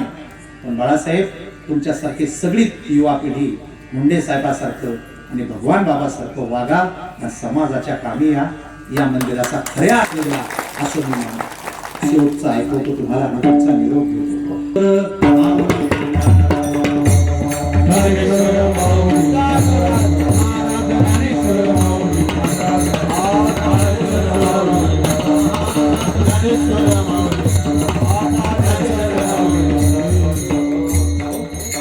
आपल्या सर्वांच्या आयुष्यामध्ये अनेक वेळ गेला, पण तुमचं सर्वांचं भाग्य मोठं आहे की तुमच्या हातून हे घडलं. या अगोदर जे लोक जन्माला आले, याच्यानंतर लोक जन्माला येतील, पण तुमच्या पैशातून, तुमच्या संसारातून तुम्हाला जे करता आलं ना, पांडुरंग या शिवाराला 100 पिढ्या कधी अन्नासाठी बाहेर जाऊ देणार नाही. किती गोड अन्नदान होते, किती भक्ती होते, किती श्रेष्ठत्व येतो. तुमच्या सगळ्यांच्या मनामध्ये सात्विकता, जिव्हाळा, प्रेम, सहिष्णुता आणि एकमेकाबद्दलचा आदर पिढ्यानपिढ्या टिकून राहावा, हेच आजच्या दिवशी देवाला माझं मागणं आहे. मुंडे साहेब असते ना, मुंडे साहेब जर असते ना, तर आता जी खिचडी झाली ही झाली असते. तुम्हाला असं वाटतं का? एकदाही नसते झाली. इतके प्रश्न चिघळले नसते. मराठा आरक्षणाचा प्रश्न इतक्या चिघळला नसता, कारण हे धुरंधर युगंधर नेते होते. पण अशी माणसं आता शोधायची कुठं? मुंडे साहेबासारखा युगंधर नेता तुमच्यात पुन्हा यायला हजारो वर्षाची वाट पाहावं लागेल. झाली आठवण, ती आठवण. अरे रोज दिवस उगवतो प्रकाश घेऊन. आपलं नशीब असं पांढरं. साहेबाचं चांगलं झालं हो, साहेबाचा गड झाला, पुतळे झाले, मंदिरं झाले, ते लग्न पत्रिकात गेले, देवघरात गेले. आमचं काय? सूर्य उगवता अंधार पडला, असं कसं विपरीत घडलं. सांग पांडुरंगा, आमचं दैव कार्य पुढलं. लाखात देखले एक गोपीनाथ, आधार गेला आता काय राहिला अर्थ. किती केल्या वाऱ्या तुझं नारळही फोडलं. सांग पांडुरंगा, आमचं दैव कार्य पुढलं. अमर कीर्तीचे अखंड तारे, साहेबामुळं समर्थ सारे. घार गेली आकाशी एक वारे सारे, आता पिलू हे खाली पडलं. सांग पांडुरंगा, आमचं दैव कार्य पुढलं. झाली आठवण हो, झाली आठवण, झाली आठवण आज मुंडे साहेबांची. जीव तळमळे पाणी डोळ्यातून, जीव तळमळे पाणी डोळ्यातून, जीव तळमळे पाणी डोळ्यातून, मनमोहकही मूर्ती साजरी, मुंडे साहेबांची आईटलई भारी, होईल का पुन्हा कोणी साहेबावानी, जीव तळमळे पाणी डोळ्यातून, राजवैभवी साहेब होते राजावानी, मागे पुढे जनता कुणी अनवानी, मिळेल का ऐकाया पुन्हा दिवाणी, जीव तळमळे पाणी डोळ्यातून. हो पर्क केलं साहेब देवा कुठ शोधू तुला, जनता हवालदीर माझा वा कुठे गेला. हो पर्क केलं साहेब देवा कुठ शोधू तुला, जनता हवालदीर माझा वा कुठे गेला. काही तरुण साहेब या परतोनी, जीव तळमळे पाणी डोळ्यातून. आपण विश्वाच्या मालकाला आणले गावात, आदरणीय ईश्वरीयंता अमरेश अब्जापती. अमर व्हायचं असलं तर इथे येऊन जगतात करी जा, फक्त ते मला भेटल्याशिवाय काही देणार नाही, मनात लागत असं म्हणूनच बाबा लोकांनी लुटलं. काय कलेक्शन गिलेक्शन लागत नाही, तिथं जाऊन त्याच्या पुढे रडा, फक्त त्याला सगळं माहिती सगळं. पण तिथं रडत असताना आपली पार्वती ध्यानात ठेवा, आपला बाप पार्वती ठेवा, भगवान बाबाला नैवेद्य जरूर दाखवा. महादेव पार्वतीला विठ्ठल रुक्मिणीला नैवेद्य दाखवा, पण तो नैवेद्य दाखवण्याच्या अगोदर आपला आई बाप जेवला का याची काळजी घ्या, तेव्हाच हे पावती उठवा. त्यांची काळजी घ्या, त्यांना जपा. येणारा काळ अतिशय खराब येणार आहे. घोर कलियुग सुरू झाले 2012 2026 पर्यंत सगळंच कसं बदलून गेलं. रस्ते बदलले, माणसं बदलले, राजकारण बदललं, साधू संत बदलले, गाणारे वाजवणारे बदलले, जगण्याचे मार्ग बदलले.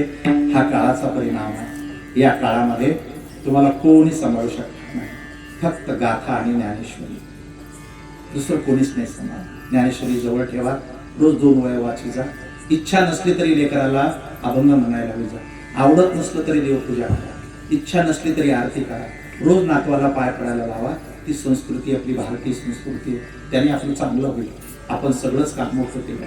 अंबरवाडीवासियांना द्यावे तितके धन्यवाद माझ्याकडून खूप खूप कमी आहे. मी आपल्याशी जोडलेलोच आहे, माझा संबंध तुमच्याशीच आहे. अलका ही माझी सून आहे, त्यामुळे तुमच्याकडून वेगळं काही अपेक्षा ठेवण्याची हे नाही. तुम्ही खूप चांगले असावे, खूप शिकावे, खूप मोठे व्हावे. तुमच्याकडून आम्हाला अशाच अपेक्षा आहेत, ज्या भगवान बाबांना, ज्या माऊली तुकोबांना अपेक्षित आहे. खूप शिका, स्वस्त राहा, मस्त राहा. जाता जाता 2 शब्दाचा पुन्हा वेळ घेतो. मी बाळासाहेबांना त्या दिवशी बोलता बोलता सांगितलं की आपण 70ला जे पाणी पित होतो ते पाणी ओरिजिनल होतं. जिरा छापून आपण पाणी पित होतो. कळलं पाहिजे माझं बोलणं तुम्हाला. जसे 71ला खतं, औषधं, केमिकल, फर्टिलायझर फवारण्या आल्या, पाण्यात प्रचंड बदल झाले आणि 10 वर्षात पाण्याची इतकी नासाडी झाली, सरकारने लगेच ॲक्वा सुरू केला. आता तुम्हाला त्याचं आरचं पाणी मिळतंय, पण हे केव्हाच बदलून गेलं. ज्याचं पाणी पिण्याच्या लायक नाही. बाटली बंद बिस्लरी तुम्हाला धोका आणू शकते, कॅन्सर होऊ शकतो, अटॅक येऊ शकतो. समाजाला कोण सांगत? या पाण्याला चेक करा. आपल्या शरीराला लागतं 150 pH पाणी आणि तुमच्या भागातलं पाणी 850 pH आहे. त्याच्यामुळे तुम्ही डेंजर झोन मध्ये गेले. काय झालंय तुम्हाला 3 वर्षात माहितीये का? डोकं स्लो झालं, बीपी झाली, सतत जळजळ आहे, उल्हास राहिला नाही, हातपाय गळून येतात, कमरा गेलेल्या आहे, सतत दवाखाने भरलेले आहेत. जरसं काही घेतलं की सर्दी पडसं दवाखाना फुल, कॅन्सर. आणि चांगली माणसं नुसती कळ येणं आणि लगेच निघून जाणं, त्याची मोठी सजा आमच्या विहीनबाई जाण्यानं आम्हाला कळाली. ती नुसती एक चमक निघली आणि माणूस हातातून निघून गेला. त्यामुळं जपा बाळासाहेब, पाणी दिसतं तसं नसतं.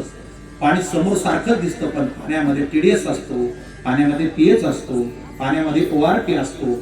आणि ऐका ना, शहाणे हुशार श्रीमंत लोक कधी हे पाणी पित नाही. विराट कोहली 4000 रुपये लिटरचं पाणी पितात, मुख्यमंत्री प्रधानमंत्री 10,000 रुपये लिटरचं पाणी पितात, मंत्रालयामध्ये एक बाटलीचं पाणी कोणी पित नाही, त्याला अल्कलाईन पाणी म्हणतात. तर या भागातल्या पाण्याचा चेक करा आणि गावामध्ये जसं तुम्ही सप्ताह केला एवढा खर्च केला, या गावाला फक्त चांगलं पाणी द्या अल्कलाईनचं. त्याच्यातला एकही माणूस सर्दी, पडसं, खोकला, आंबट पाणी, BP, शुगर, आज शुगर नीटच होऊ शकत नाही. तुम्ही फक्त पाणी बदला, 3 महिन्यात तुमच्या सगळ्या गोळ्या बंद होतील. शिकलेले लोक हे सगळं करायला लागले ना, पण तुम्ही खूप दूर आहे, तुमच्यापर्यंत यायला लय वेळ लागेल. हे पुण्याला सुरू झाले, तिकून इथं येऊस तर हे म्हातारे व्हायचा अंदाज दिसतो आपल्याला. त्याच्यामुळे याला लय वेळ लागेल. म्हणून सप्ताहाच्या बरोबर तुम्ही सामाजिक आरोग्याची काळजी घ्या, शिक्षणाची काळजी घ्या आणि सगळ्यात मोठं सामाजिक ऐक्याची काळजी घ्या. सामाजिक ऐक्य धोक्याच्या पलीकडे गेला, माणसात भेद तयार झाला. त्याला जपण्यासाठी परमार्थ ही एक मोठी गोष्ट आहे. चला, पुनश्च एकदा तुम्हाला खूप खूप धन्यवाद देतो, मनापासून धन्यवाद देतो. पुन्हा तुमच्या आयुष्यात कधी जरी आलो तरी तुम्हाला खूप चांगलं सांगेल. आज सांगितलेलं कधीच विसरायचं नाही.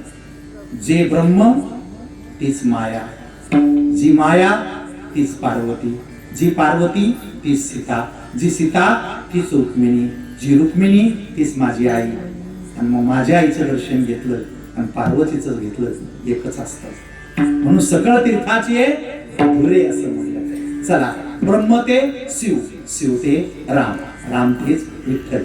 आणि मग माझा बाप कोण आहे? माझाही बाप विठ्ठलच आहे. आई वडिलाची काळजी घ्या.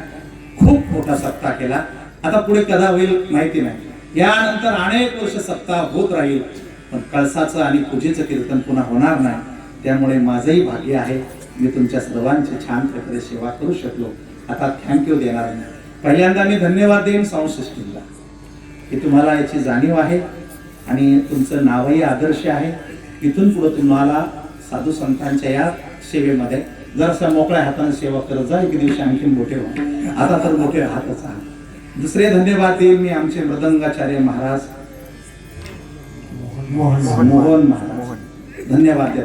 खूप चांगल्या पद्धतीने तुमच्या कानामानाची तृप्ती केली. आता मी तुम्हाला सगळ्याला धन्यवाद देईन, पण तुमची यादीच एवढी मोठी आहे की त्याच्यात आपला बराचसा वेळ जाईल. त्याच्यामुळं इथून सगळे इथपर्यंत, आणि हे आपले बॉस आहेत. आधी याच्याकडे पहा, तुमचं नाव काय आहे? कुठले तुम्ही? काय गणेश महाराज? अहो, इतके हार तर तुमच्या लग्नात सासऱ्यांना बी आणले नव्हते. जरासं काही शिका की. काय मजा आहे तुमची. हा, गळ्यात हार, मठात थाट आहे. म्हणजे मंत्री लवकर हार काढत नाही, 5 मिनिटात मंत्री फेकून देते, महाराज 5 मिनिटात फेकून देते, नवरी 15 मिनिटात फेकून देते. तुम्ही 2-2दा ठेवता राहा, काय मजा आहे. तुम्हालाही मनापासून धन्यवाद आहे. पण तुमच्यापेक्षा खालच्या येणेकऱ्याची लई मजा आहे. आणि लायका दोघं बी येणेकरी ध्यानात ठेवा, लोकांना येण्याचं वजन किलोभरच आहे, पण तुम्ही घेतले म्हणून तुम्हाला लोकांनी हार घातले. लोक 20-20 किलोचे नातू उचलीते, गथुडे उचलीते, कापसाचे गथुडे उचलीते, नागर उचलीते, कुत्रा हार घालीत नाही द्यायला. त्याच्यामुळे तुम्ही येणार वाजत राहा, भजन करीत राहा, सोडू नका त्याला. असेच राहा, कधी येणार टाकण्याचा काकड्याला एकादशीला तरी भजन करीत जा, नुसते कीर्तनापुरते राहू नका. आणि भारी आहे तुम्ही, मस्त असलं पाहिजे माणसाला, हो ना. गाणारे वाजणारे जाम असले पाहिजे, दंड खाऊन पिऊन. आता महाराज असा बिना तुकाराम महाराज काय म्हणते, काय म्हणते तुकाराम महाराज, तुला मरणाची बिडके झाली, तुकाराम महाराजाचं काय नाव घेते. त्याच्यामुळे आपल्याला गणेश महाराज जाम आवड आहे. स्ट्रॉंग माणूस आहे, असंच असलं पाहिजे. खूप खा, चांगले राहा, दंड बिंड डोकं मोठाला ठेवा. कुणाच्या दुकानापुढे उभं राहिलं तर त्यानं 2-3 वर्ष उधारी मागितली नाही आहे तुमच्याकडे ते. आता मी कुणाला धन्यवाद देऊ, तर मी धन्यवाद देईन पंढरनाथ महाराजाला. आजचं ज्यांनी सेवेचं संत भोजन घेतलेलं आहे ते माझी घ्यायचं आहे, पंढरनाथ केशवरावजी. आता मी दुसरे धन्यवाद देईन बाबाजींना. यांचं काय नाव आहे? बरोबर आहे, मस्त छान आहे. साधू पद असल्यामुळे बरं वाटलं आम्हाला. बाबांचं नाव काय? तुम्ही सांगा ना बाकीचं. साहेबांचं नाव काय? हो, अरे बाबा उठा उठा. दैवाचा पुतळा आहे की महाराज साहेब. अहो, तुमच्याबद्दल बोललंच पाहिजे मी. आता तुमच्या 100 पिढ्या भिक्षा मागण्या त्याच्यात गेल्या. आणि मग तुमच्या वडिलांनी इतकी सेवा केली, पांडुरंगाची इतकी निष्काम सेवा केली, काय तुम्ही त्यांच्या कुठे रत्न म्हणा. सगळ्यात भूषण वाटतंय आम्हाला. वा वा वा वा, एकदा टाळ्या वाजवा साहेब. एवढं सगळं सोडून तुम्ही आमच्यात येऊन बसलात पुन्हा तास. बाबाला समाधान वाटून स्वर्गातून तयाचा हरिक वाटे देवा मोठे होते. माझे यावेळी शिवाजीराव, बाकीचे सर्व पाहुणे, सर्व पाहुण्या, सर्व नातेवाईक, सगळ्यांना मनापासून अभिवादन करतो. काही बोललं असेल त्याचा राग धरू नका. कार्यक्रम पंक्तीचा होता, शेवटचा होता, चेक करायचा होता. आता तुम्हाला चेक देऊन टाकतो. हुशारीला राहा. जो यम येतो का मरायच्या टायमाला, तो महादेवाचं नाव घेतलं येत नाही. जे आपल्या गावात कोणाला पकडायचं असलं ना, आपण जर मुख्यमंत्रीचे असले ते पकडीत नाही आपल्याला. ते सल्ला घेते कसं करावं यायला. ते म्हणते पकड पण गाडीत बसून आण आणि माझ्याकडे आणून सोड. तसं इथं काय जातं ध्यानात ठेवा. हे बाबा आहे ना, मृत्युंजय महादेव त्राहि माम शरणांगत, जन्म मृत्यू जरा व्याधी पीडितं कर्म बंधने. ओम त्र्यंबकं यजामहे सुगंधिं पुष्टिः वर्धनम् उर्वारुकमिव बन्धनान् मृत्युर्मोक्षीयमामृतात्. ओम विश्वेश्वराय नरकावतारणाय कर्णामृताय शशिशेखर धारणाय कर्पूरकांती धौलाय जटाधराय दारिद्र्य दुःख दहनाय नमः शिवाय. या गावाला, या भूमीला आणि तुमच्या सर्वांना सुख, समृद्धी, आरोग्य, ऐश्वर्य, भक्ती आणि सद्गती आणि सद्वासना युगानुयुगे भेटो. हीच भगवान श्री अमरेश्वराच्या, पांडुरंग परमात्मा, माऊली तुकोबाराय आणि सद्गुरू भगवान बाबाच्या चरणी प्रार्थना करून तुमचा सर्वांचा निरोप घेतो. आत्ता काय, ते जो घड्याळाचा काटा आहे ना, हा 1 सेकंद पुढे गेला ना, त्याला 1 सेकंद मागे नाही घेता येत. तेवढी ताकद नाही आपल्याकडे. पण हे जो काटा फिरतोय ना, हा काळाचा काटा, हा बाबाच्या पुढे हात जोडून उभा आहे. काळच. आणि तुकाराम महाराजाला हे कळालं की यांच्या जवळ बसल्यानं काळ वाटत जात नाही, की हे घेऊनच गेले ना वर. शरीरच, हे स्वतःच शरीर देवाच्या संग घेऊन गेले. इतकी ताकद या देवाची असल्यामुळे तुम्ही सगळेजण ध्यानात ठेवा. तुकारामाने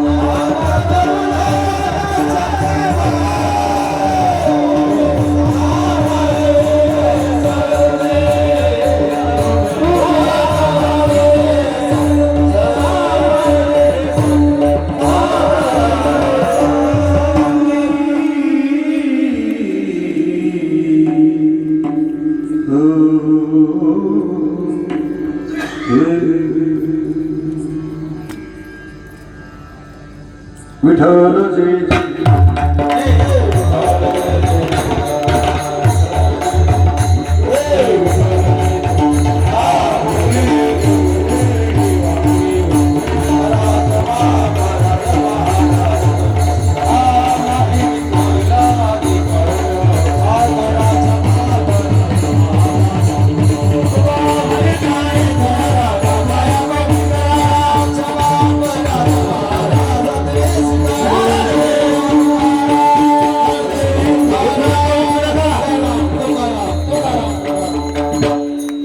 करू. 2 मिनिटं बसा. 2 मिनिटं बसा नका कोणी उठायचं नाही. 2 मिनिटं बसा. 11:30 वाजले याचं भान सर्वांना आहे. सर्वांना भान आहे 11:30 वाजले म्हणून. व 2 मिनिटं उद्याच्या कार्यक्रमाच्या